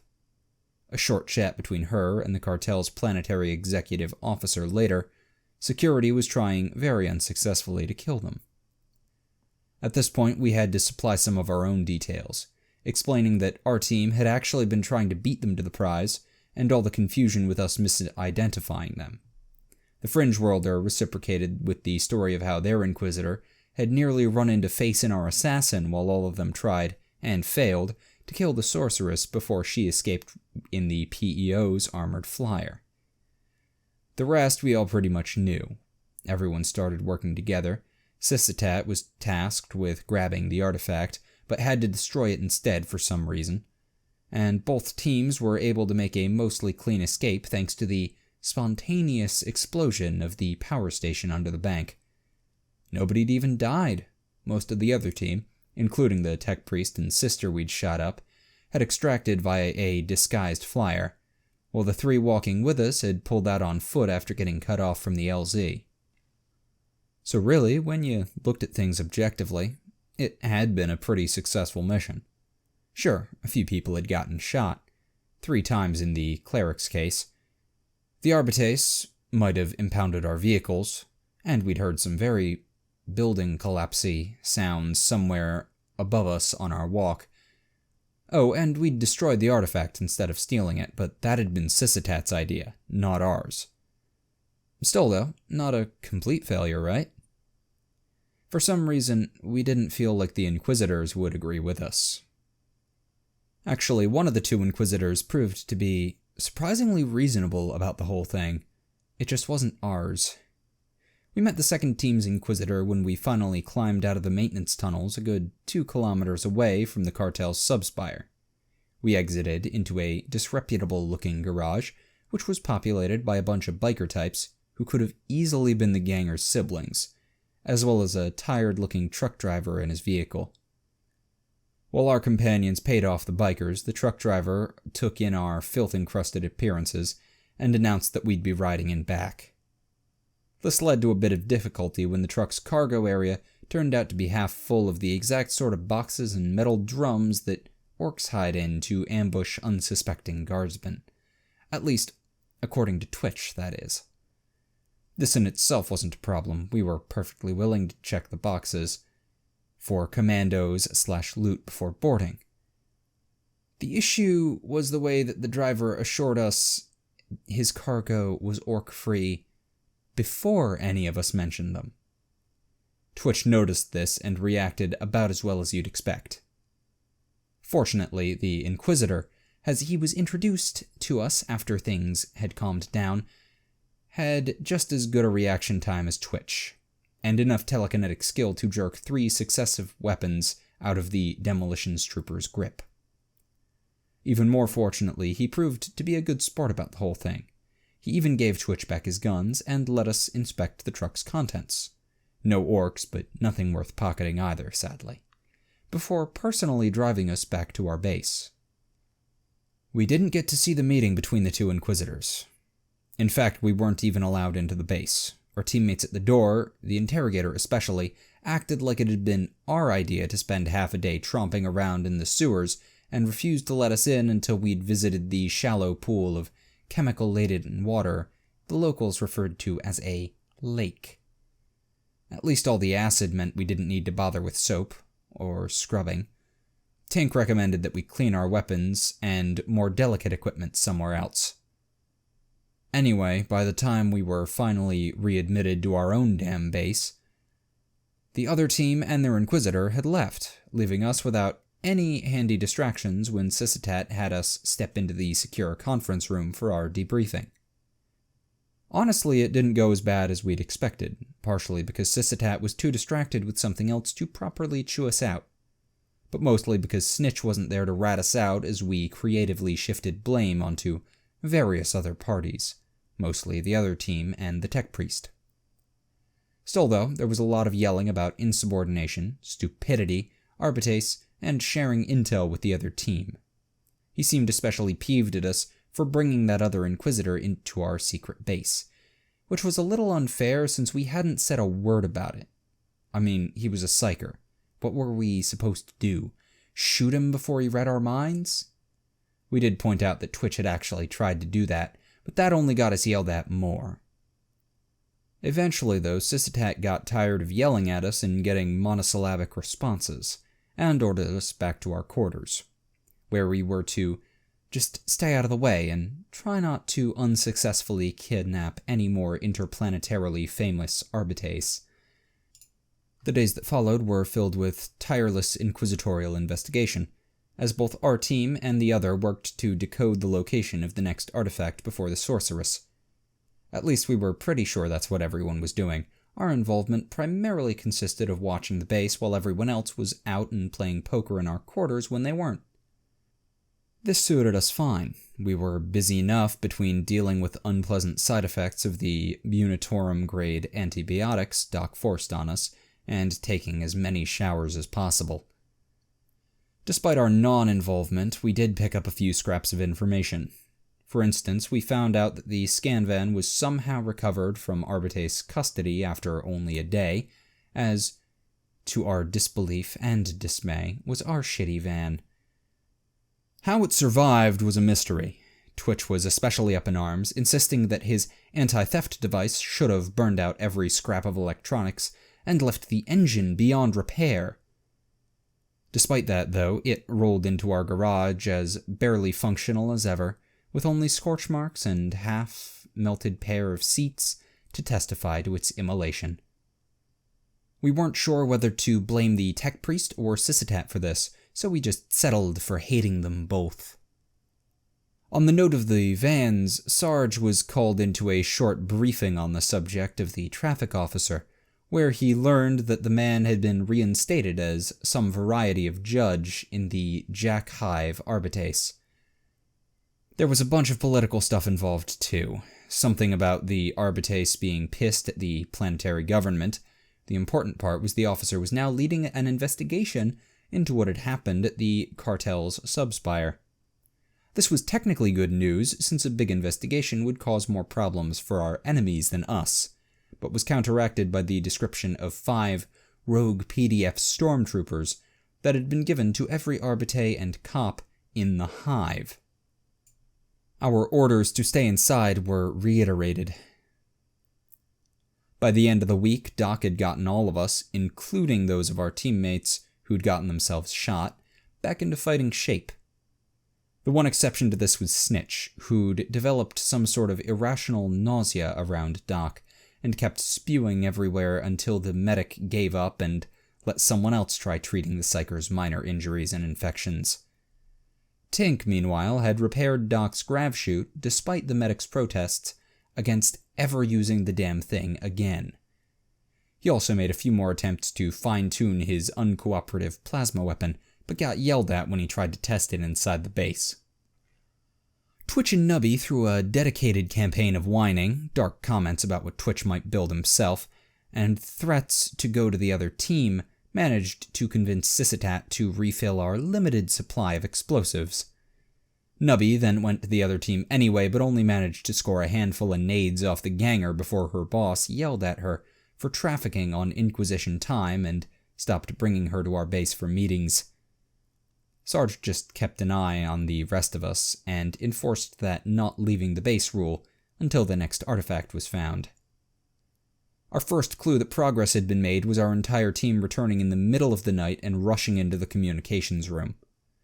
The second was when the other Inquisitor showed up at our HAB unit's front door with half his posse and informed Sarge that he would level the entire HAB block if we tried to get the artifact without him. Sarge, not being paid enough to deal with this sort of inquisitorial power politics bullshit, just showed them all into the comms room, ignoring the massive amount of stink-eye directed towards him by our teammates for doing this. Sarge invited the rest of us in to help keep an eye on the dangerous people we'd just let into the base.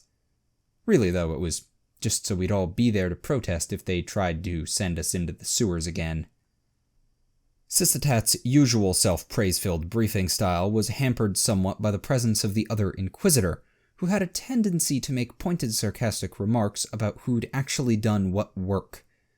We decided we liked the man, psyker or not.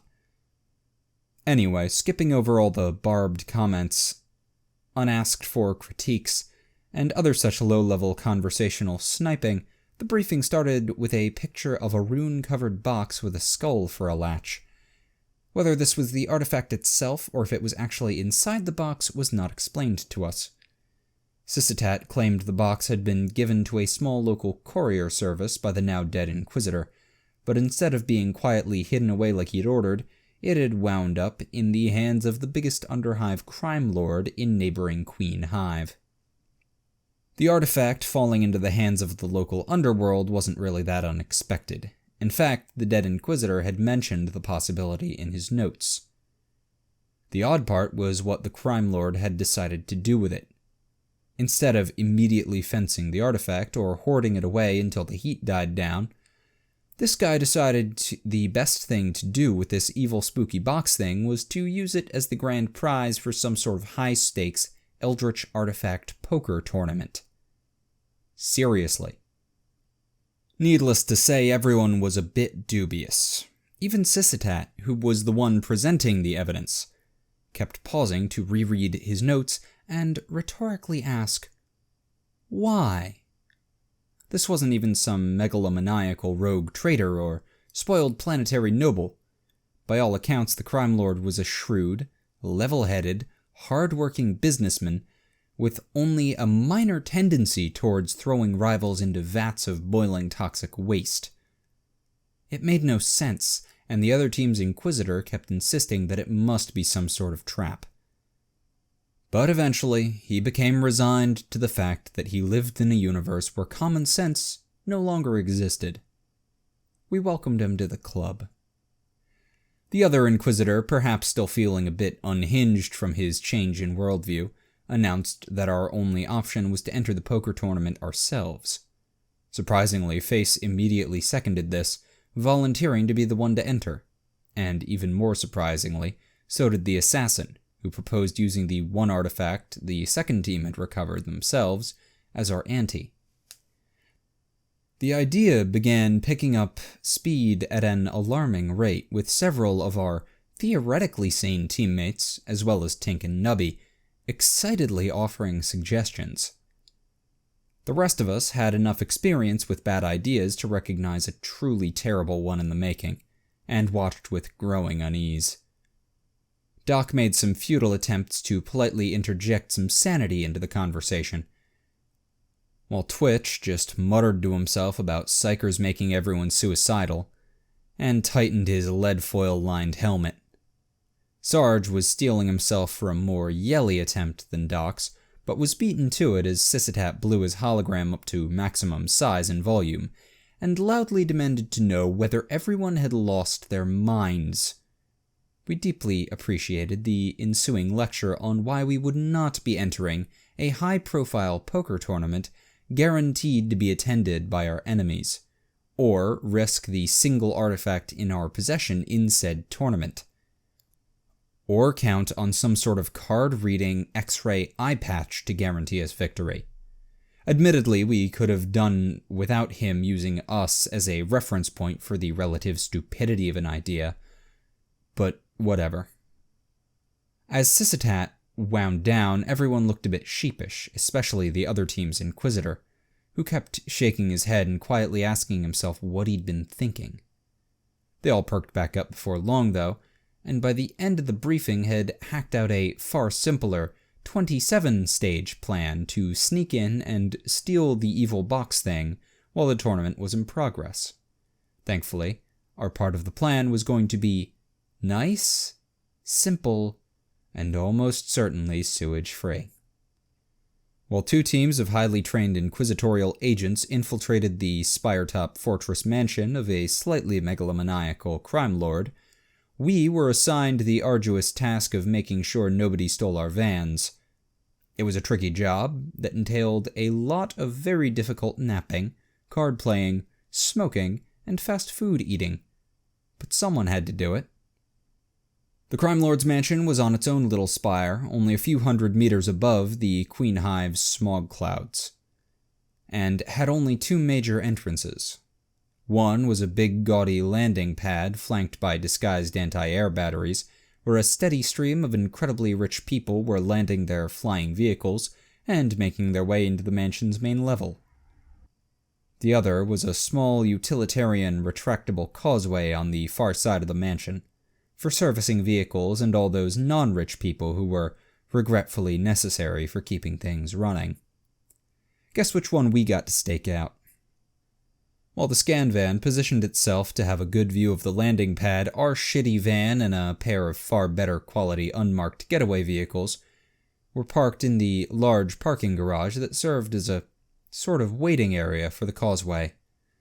As it turned out, our guarding of the vans was actually pretty necessary, since apparently the crime lord's normal business had all been put on hold until his insane poker tournament was over. We found ourselves rubbing elbows with a wide variety of terminally bored people, ranging from underhive gangers to mid-hive businessmen, to a bunch of off-planet mercs with a very unhappy-looking man tied up in the back of their vehicle.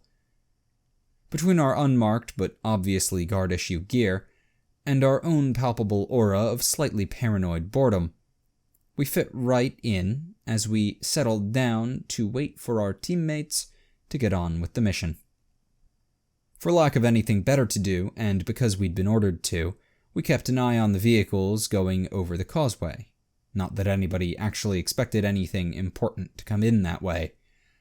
The Inquisitors had intel that the sorceress would be attending the tournament, and had distributed some pictures of her to us, but she'd obviously be landing up at the pad with all the rich people.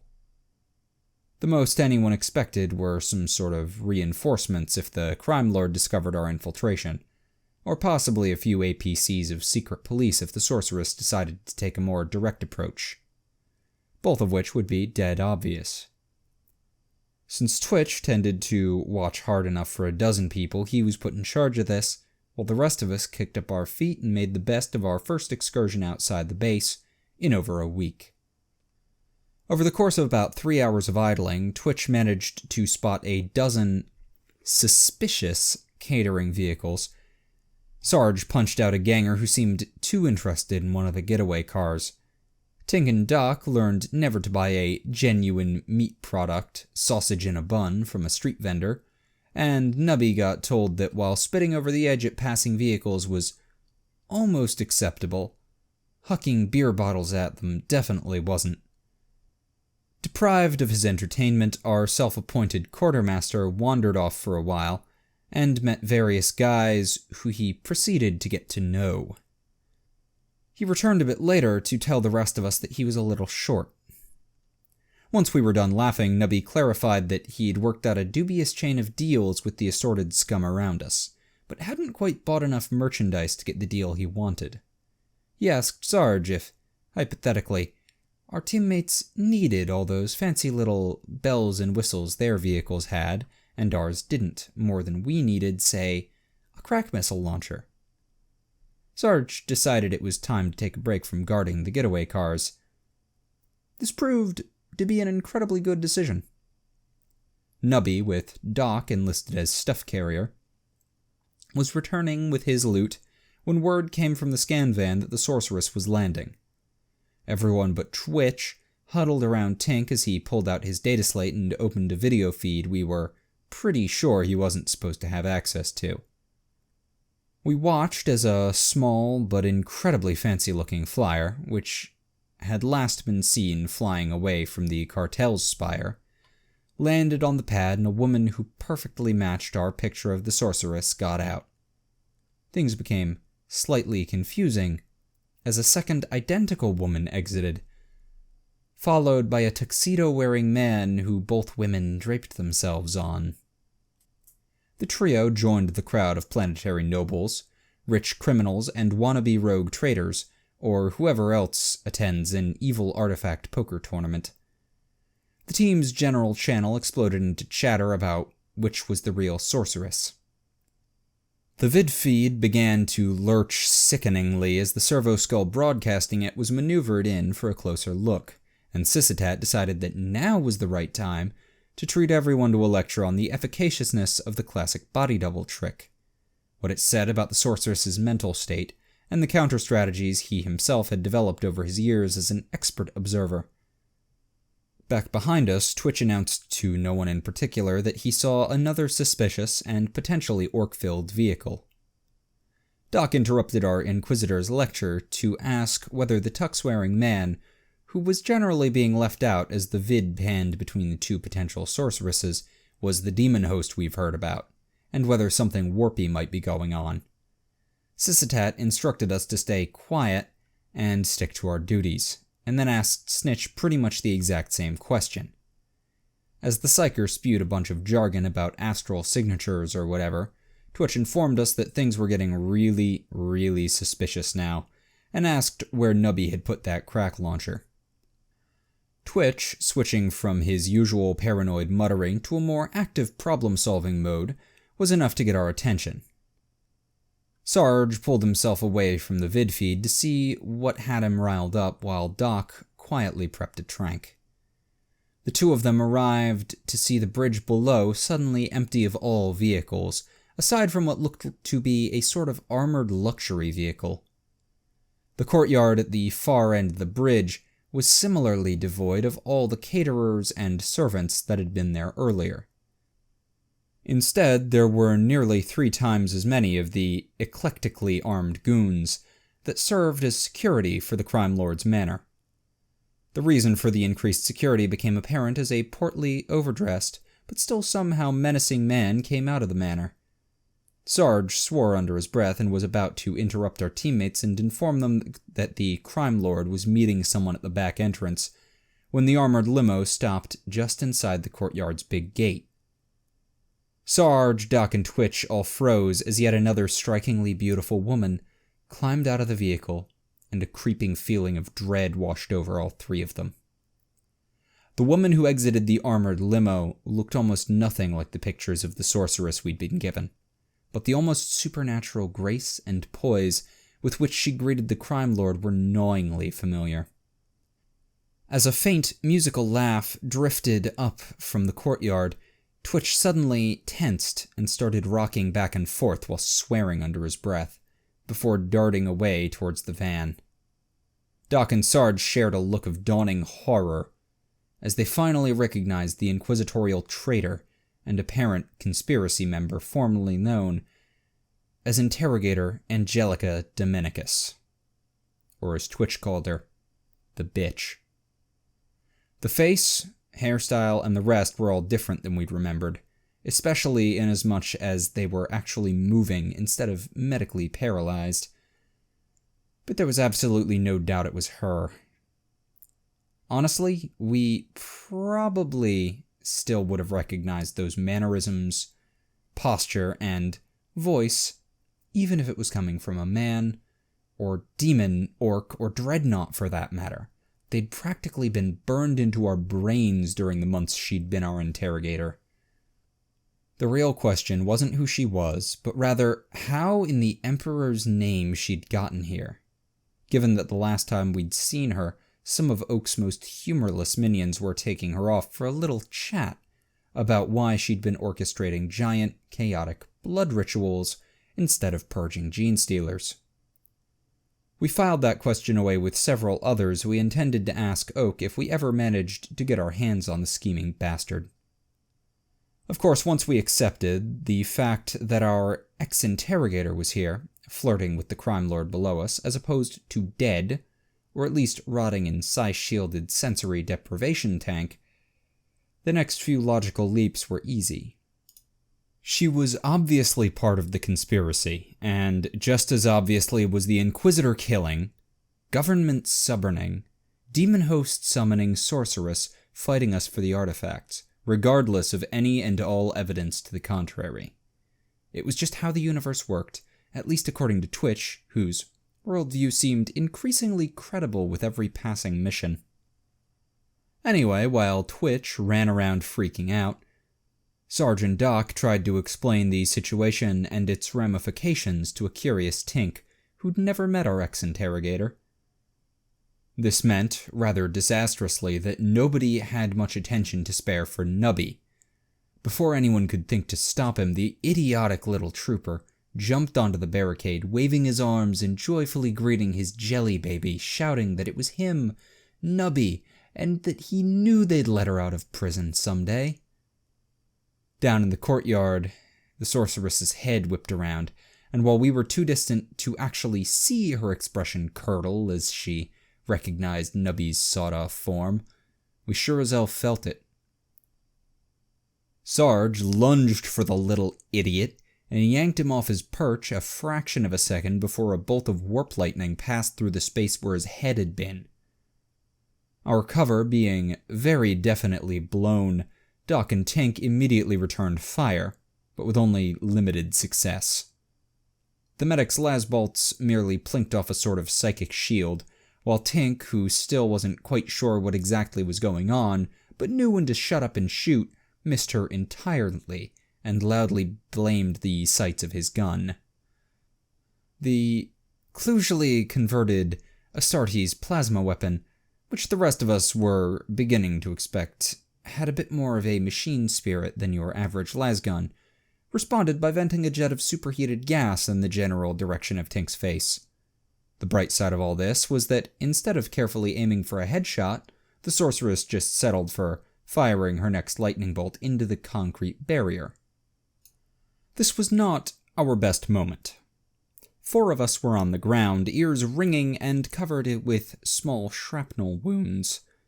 Nubby was yelling at everyone to stop shooting before we accidentally hit his girlfriend. Doc and Sarge were trying to get back up and do just that. And Tink was hurling yet more abuse at his plasma weapon while trying to hold it as far from his face as possible. Down across the bridge, in a show of comically misguided gallantry, the crime lord pushed the sorceress behind himself and instructed his goons to open fire. Simultaneously, the doors on his armored limo slammed open to reveal a team of far better armed and armored men and women, and the big anti-vehicle defenses above the courtyard gate began tracking our position.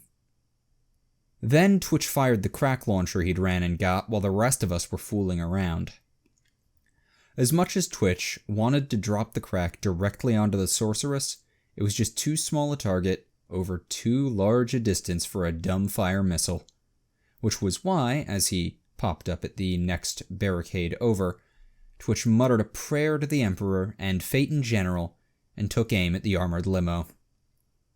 Specifically at the recently opened door and the large pile of ammunition and safe-cracking explosives sitting in the rear seat inside. The sorceress's retinue had about a second to try and dive for cover before an explosion a good order of magnitude larger than even the most powerful crack missile reduced them to the consistency of chunky salsa.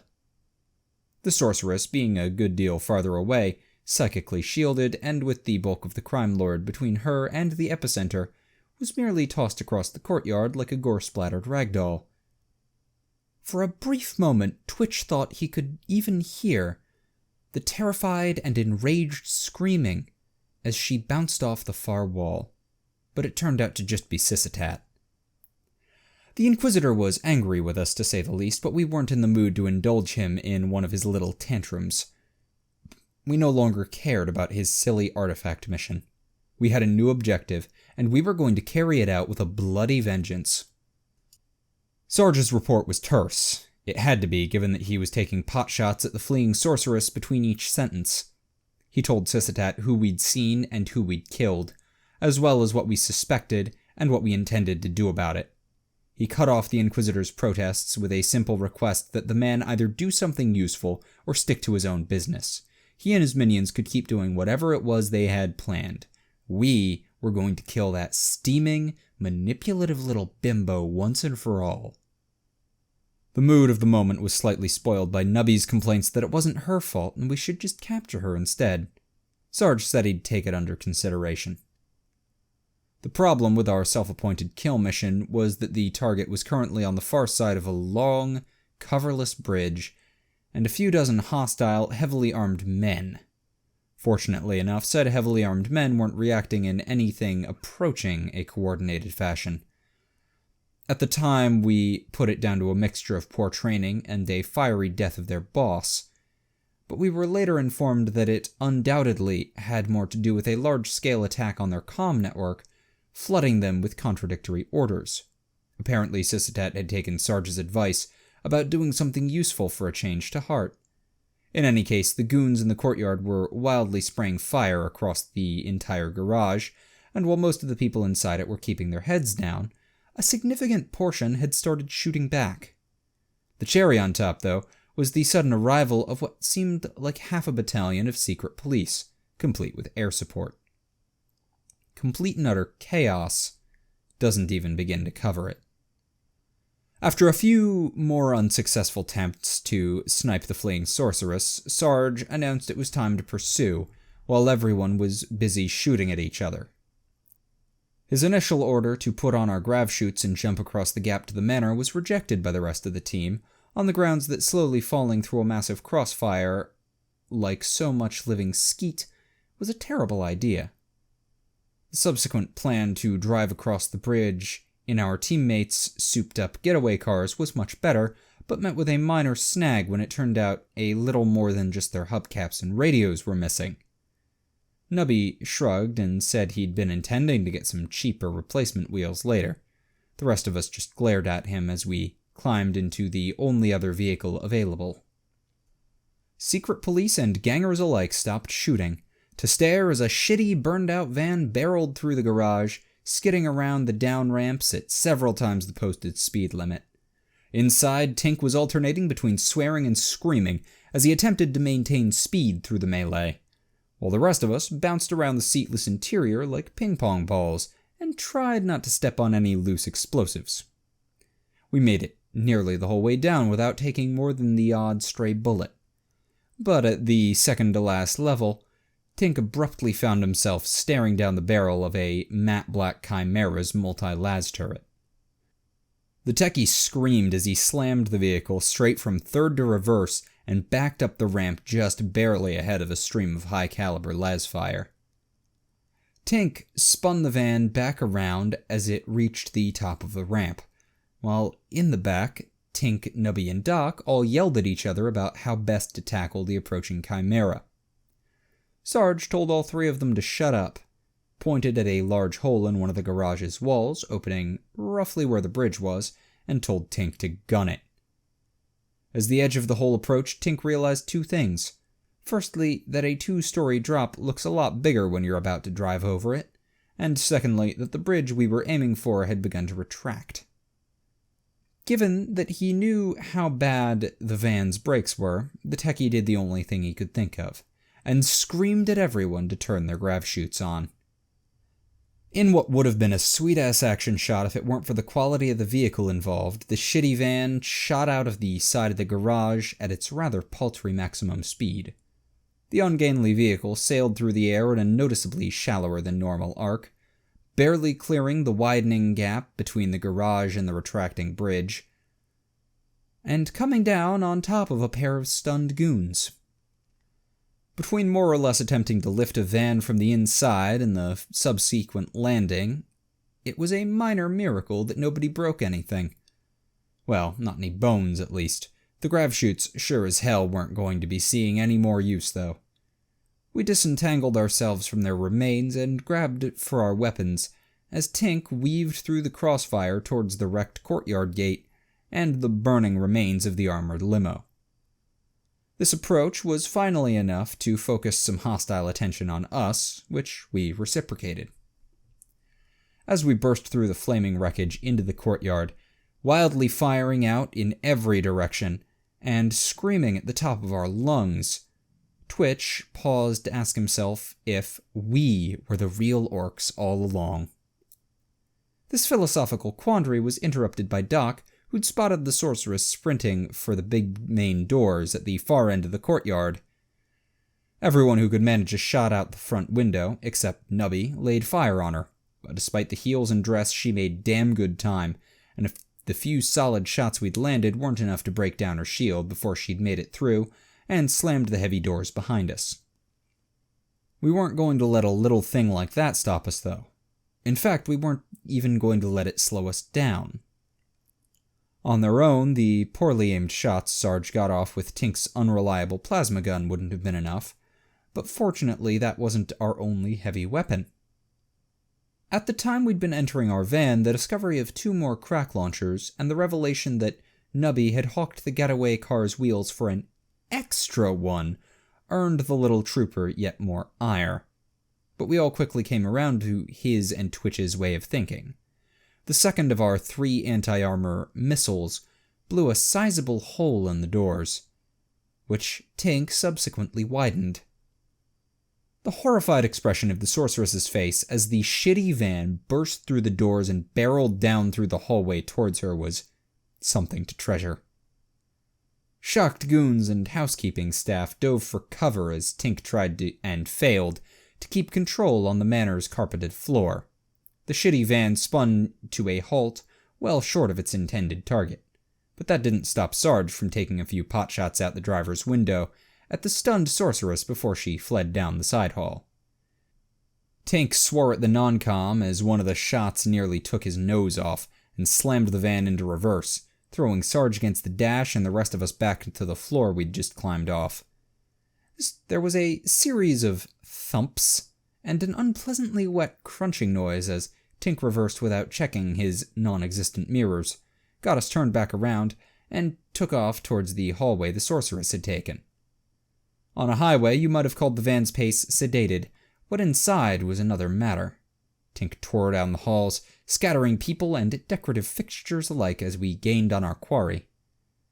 Twice we nearly missed her as she dodged down side halls, and Tink nearly spun us out again on another carpeted section. But before long, we had her square in our sights, at the end of the manor's narrowest hallway yet.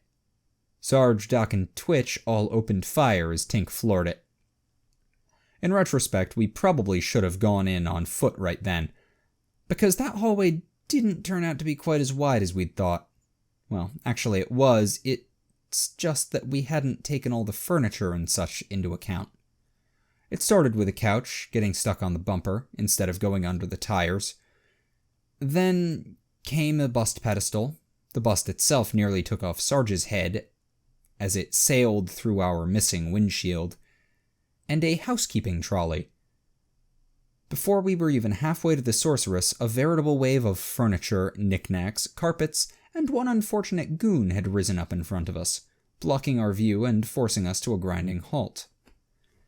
Given the impossibility of opening any of the doors, Sergeant Doc just pushed a hole through the debris covering the windshield, and the rest of us climbed down after them.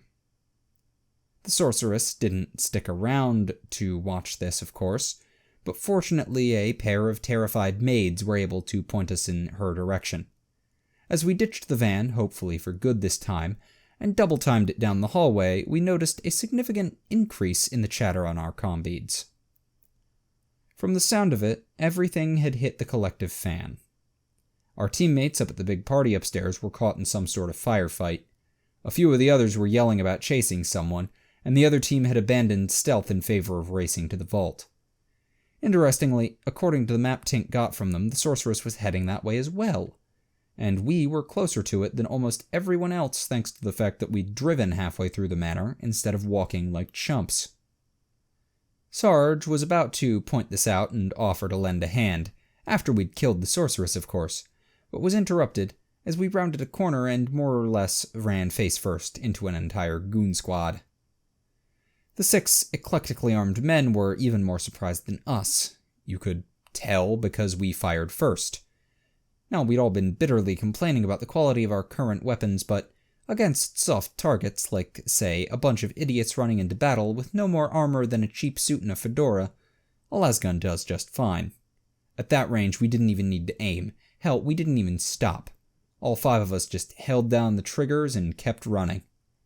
The only reason one of the poor dumb bastards survived long enough to try and return fire was because the bulk of his comrades blocked our initial spray. Twitch and Nubby jogged backwards for a second and sorted that out while the rest of us fired at the blonde, red dress-wearing blur diving across the hall ahead of us. By that point, we were well and tired of the sorceress's little psychic tricks. The bubble was the big annoyance, of course, but she'd also tossed a few more of those lightning blasts over her shoulder as she ran, and we were pretty sure that her ability to move at a full sprint despite wearing a dress and high heels was some sort of warp trickery as well. Her dive across the hallway proved that last theory. Not only was she moving at a speed one typically associates with aircraft, she also managed to shoot Sarge twice with an auto pistol while doing it. Unfortunately for her, Sarge was wearing a bit more armor than the goons had, and supernatural speed doesn't necessarily enable one to dive through 3 guardsmen's worth of fire. The sorceress let out a little shriek of pain as one of Doc's shots finally penetrated her shield and clipped her leg. She only barely managed to stay on target and make it through the door, and there was a rather satisfying crashing sound from the far side of it. She still managed to shut it before any of us got to it, though. Unlike most of the other doors in the manor, this one was fairly heavy and had an electric lock. Tink's attempts to open it, first with his increasingly unreliable plasma weapon, and then with his data slate, failed miserably. Doc's idea, to calm the tech priests, to see if he could open it remotely, only got him a bunch of incoherent binary screeches before he was hung up on. So Twitch was about to use one of our limited supply of breaching charges when Nubby turned up with a blood-soaked ID card along with a few other options.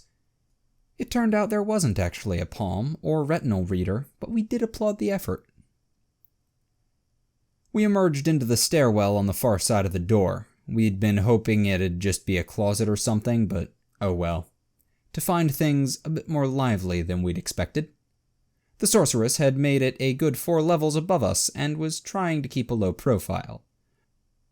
The dozen or so goons engaged in a pitched firefight a few levels above her, not so much. Judging by the familiar weapon sounds and the comm chatter, the guys on the far side of the gunfight were the Second Inquisitor's team. We decided they probably had things under control and kept our heads down as we sprinted upstairs after the sorceress. Whether due to the leg injury or finally running out of psychic steam, we steadily gained on the sorceress, but she still managed to exit the stairwell, 1 level below the gunfight, before we could line up a shot worth taking. Fortunately, the ID card we'd acquired opened this door as well, and we piled out into a poshly decorated hallway only a handful of seconds behind her. The first thing Sarge, who was on point, saw as he came through the door was another door directly opposite him. Said door was labeled security and contained several goons hastily grabbing heavy weapons and body armor. Before any of them could register what was going on, 3 grenades had sailed into the room, the door had been slammed shut, and a bust-bearing plinth had been braced against it. That little problem nipped in the bud, Sarge, Twitch, and Tink turned their attention down the hall to the right, where the sorceress was sprinting towards an ornate pair of doors and screaming at the 2 men guarding it to help her. They did, of bloody course, which was a pretty terminally stupid decision on their part.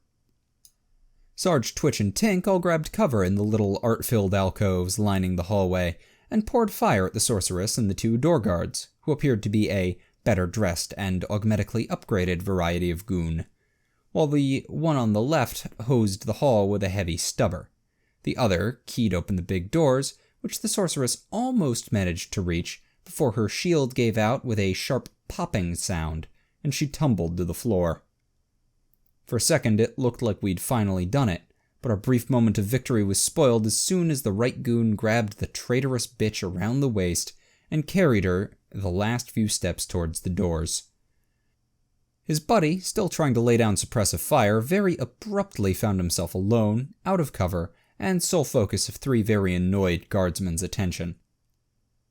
At the rear, where Nubby had been left with Doc for obvious reasons, the 2 of them tossed their own pair of grenades into the unsuspecting goon squad on the level above them before joining the rest of us in the hall as the door guard finally went down. The fancy doors behind him proved to be more decorative than functional, so it was only a few seconds before we were through them and into what appeared to be some sort of art museum, and not a small one either.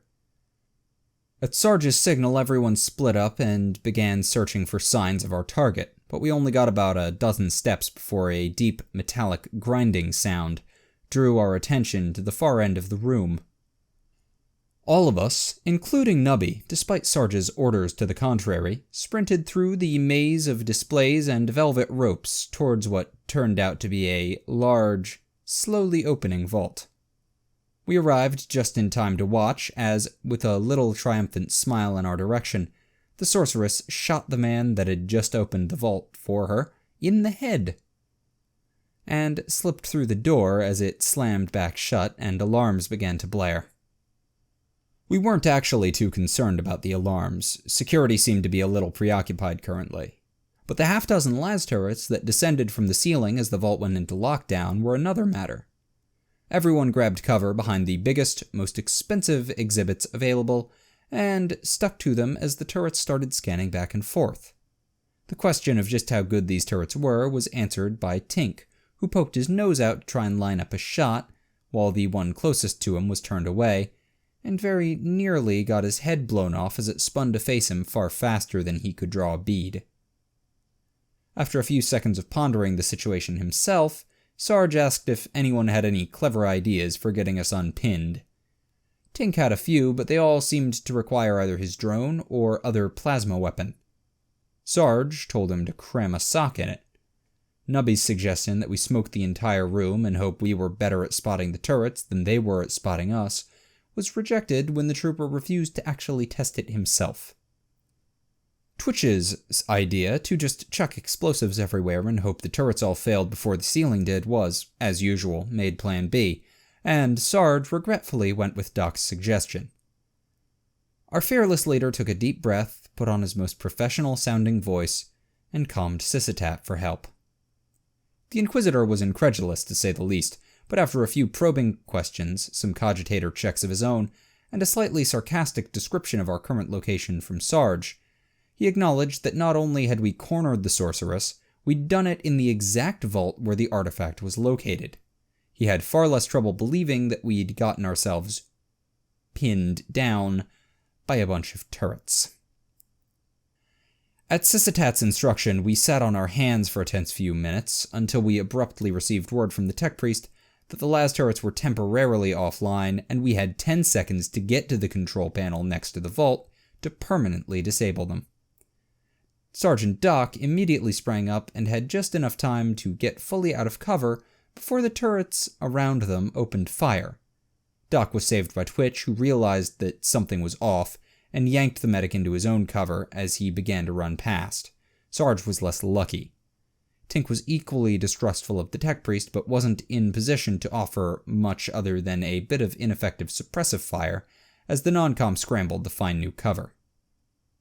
Bleeding fairly badly from arm, leg, and side wounds, and trying to make himself as small as possible behind a marble statue, a good deal thinner and more shapely than he was, Sarge cursed into his comm-bead and pointed out that the turrets definitely weren't down.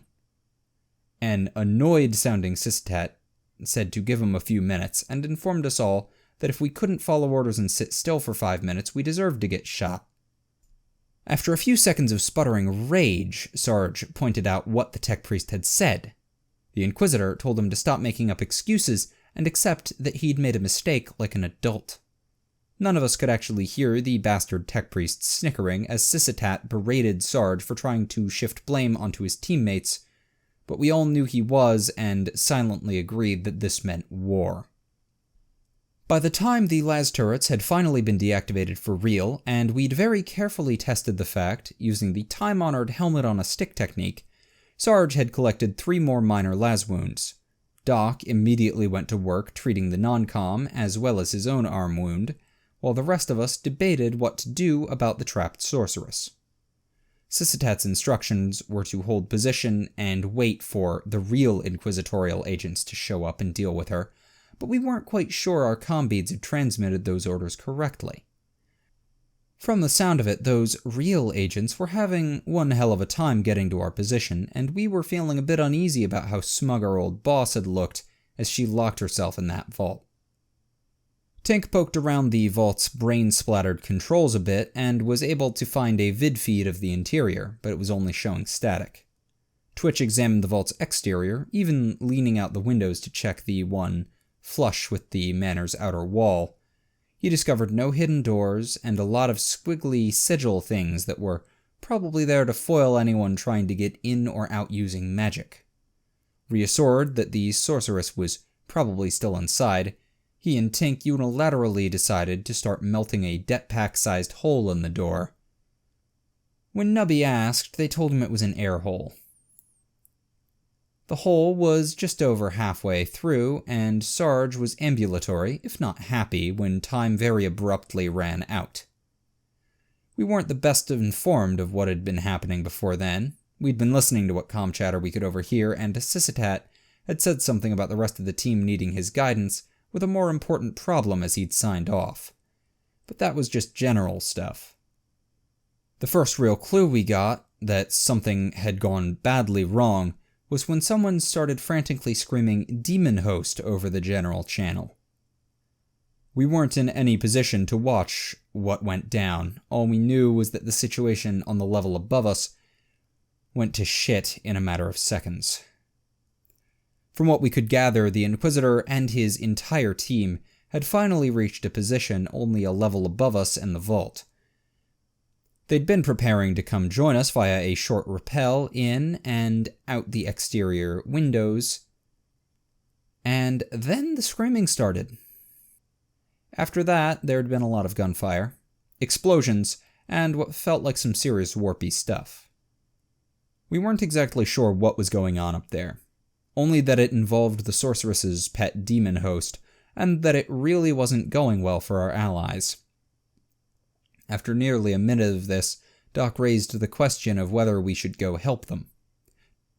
Not that any of us wanted to get anywhere near a demon host, but if we had to, it'd be better to do it with the guys upstairs, as opposed to after the thing had finished killing and eating them. Sarge agreed and was checking with Twitch whether we could blast up to them instead of going all the way back to the stairs, when someone upstairs yelled something about their Inquisitor. There was a blast of screaming warp energy and faint sense of distant, terrible heat, followed by a more mundane explosion that collapsed a section of ceiling just next to where Twitch had been about to place his charges. Before any of us could try climbing up this new hole, there was a shout of "Stop him!" A shattering sound, and something black and flappy dropped past the windows next to us. The falling object turned out to be a man in a big black coat, as opposed to some sort of demonic bird monster. We still shot at it, though, just out of reflex, but failed to score any hits and quickly gave up, in favor of watching whoever it was fall a few hundred stories to their death. That wasn't what happened, though. Instead, the small figure below us spread his coat out like some sort of parachute, which seemed to do a lot more to slow his fall than the laws of physics dictated. As we watched, the man glided outwards, barely missing the widening spire below us, and swooping through the 2 lanes of air traffic crossing it below us. Any question of whether the thing below was the demon host vanished as he pulled out an obnoxiously supernatural series of acrobatics, striking glancing blows off flyers, doing a one-handed pirouette around a protruding Vox antenna, and briefly dangling off a passing servo skull. Even more impressive, given our own inexperience with hive traffic, was the way that the flyers he didn't purposely hit went out of their way to avoid him. Whether it was telepathy, the sheltering hand of a dark god, or pure bloody luck, the man, if you could call him that, left a path of confusion and destruction behind him as flyers swerved out of his way, sometimes right into oncoming traffic or the hive around them. It was an impressive and terrifying display, but on the bright side, every second it continued to put him farther away from us. We all breathed a sigh of relief as, with a last little mid-air flap, he vanished into the permanent smog layer below. Most of us had turned away towards more pressing tasks, when a panicked, choking sound from Twitch called our attention back to the window. We watched in disbelieving horror as a flyer suddenly rode up out of the clouds with a small, black-coated figure standing proudly on its roof. Our opinion on the matter was summed up for us as someone upstairs screamed, "Bullshit," and opened fire. All of us started shooting at the demon host carrying flyer as well, not that we stood any chance of accomplishing anything at that range, but what else were we supposed to do? Well, actually, we probably should have backed the hell up and stayed out of sight, but it took us a few seconds to figure out that the vehicle which the demon host was oh so nonchalantly riding wasn't actually a flyer. No, the correct term was gunship, or to be more precise, a Vendetta variant Valkyrie airborne assault carrier. The realization that we were looking more or less directly down the barrels of 6 las cannons hit us just in time, and we scrambled back just barely ahead of a series of blasts that more or less atomized everything within 3 meters of the windows we'd been standing at. Stalwart guardsmen that we were, we didn't let a little thing like being massively outgunned deter us. While we might have been a bit more on the prudent side than certain superiors of ours liked, we knew the demon host's goal was to free the sorceress, and the only way we were going to allow that to happen was over our dead bodies. Or at least over the other teams. Sarge shouted a hold fire order up the hole in the ceiling. Doc calmed Sisitat to ask if any of our teammates were going to show up but didn't get an answer, and the rest of us spread out into ambush positions. The plan, if you could call it that, was a simple one. Shoot the gunship down as it stopped to level out with us. Ideally, before the demon host had time to jump off it. By all reasonable logic, it should have worked. The gunship, its demonic passenger no longer perched on the roof, leveled out directly in front of us, and 3 lasguns, an oversized plasma pistol, and a crack launcher all fired simultaneously. Not a single shot hit its target. It was horrifying, almost like we'd all simultaneously been replaced with a bunch of raw PDF recruits. Both Sarge and Doc's guns sprayed sparks out their power packs in the lasgun equivalent of a catastrophic weapons jam. Nubby still fired, but stitched a line of shots across the room, hitting both Twitch and Tink in the process. As half a kilo of powdered masonry was blown into his eyes, Tink, who was more ready for a weapons failure than the rest of us, immediately dropped his overheating plasma weapon, only to then fall directly onto it as Nubby's shot hit him in the leg. As bad as all that was, what happened to Twitch was even worse. Despite taking a hit in the side, he fired our last single-shot crack launcher directly on target. The missile was halfway between the windows and the gunship when, I shit you not, a pigeon that had been nesting on the building's exterior flapped directly into its path. The impact fuse, which shouldn't have activated on such a soft target, did. All of us, even Tink, boggled as Twitch's missile went off in a blast of flames, concussive force, and charred feathers, a good 5 meters short of its maximum effective radius, and then dove for cover as the gunship returned fire. To our amazement, none of us were killed by the salvo of blaze cannon shots. But that was only because the gunship turned out not to have actually been aiming for us. As the vault's perforated outer wall fell outwards with a scream of tearing metal, the gunship spun around to reveal its open troop bay, where the suddenly horribly familiar figure of the demon host stood waiting. We watched in dawning horror, as with a psychically propelled jump, the sorceress leapt across the gap to the gunship's troop compartment, and into the waiting arms of fellow ex-interrogator and self-styled interplanetary man of mystery, Bane Johns. Words failed us. You've been listening to another tale from Cloak and Dagger Narrations. If you enjoyed what you just heard, please consider flinging money wildly in the general direction of my Patreon, or using the paypal.me link for a single-use, money-flinging alternative. If you'd like to listen to these narrations without the plug, or download them free of charge, you can find me on SoundCloud.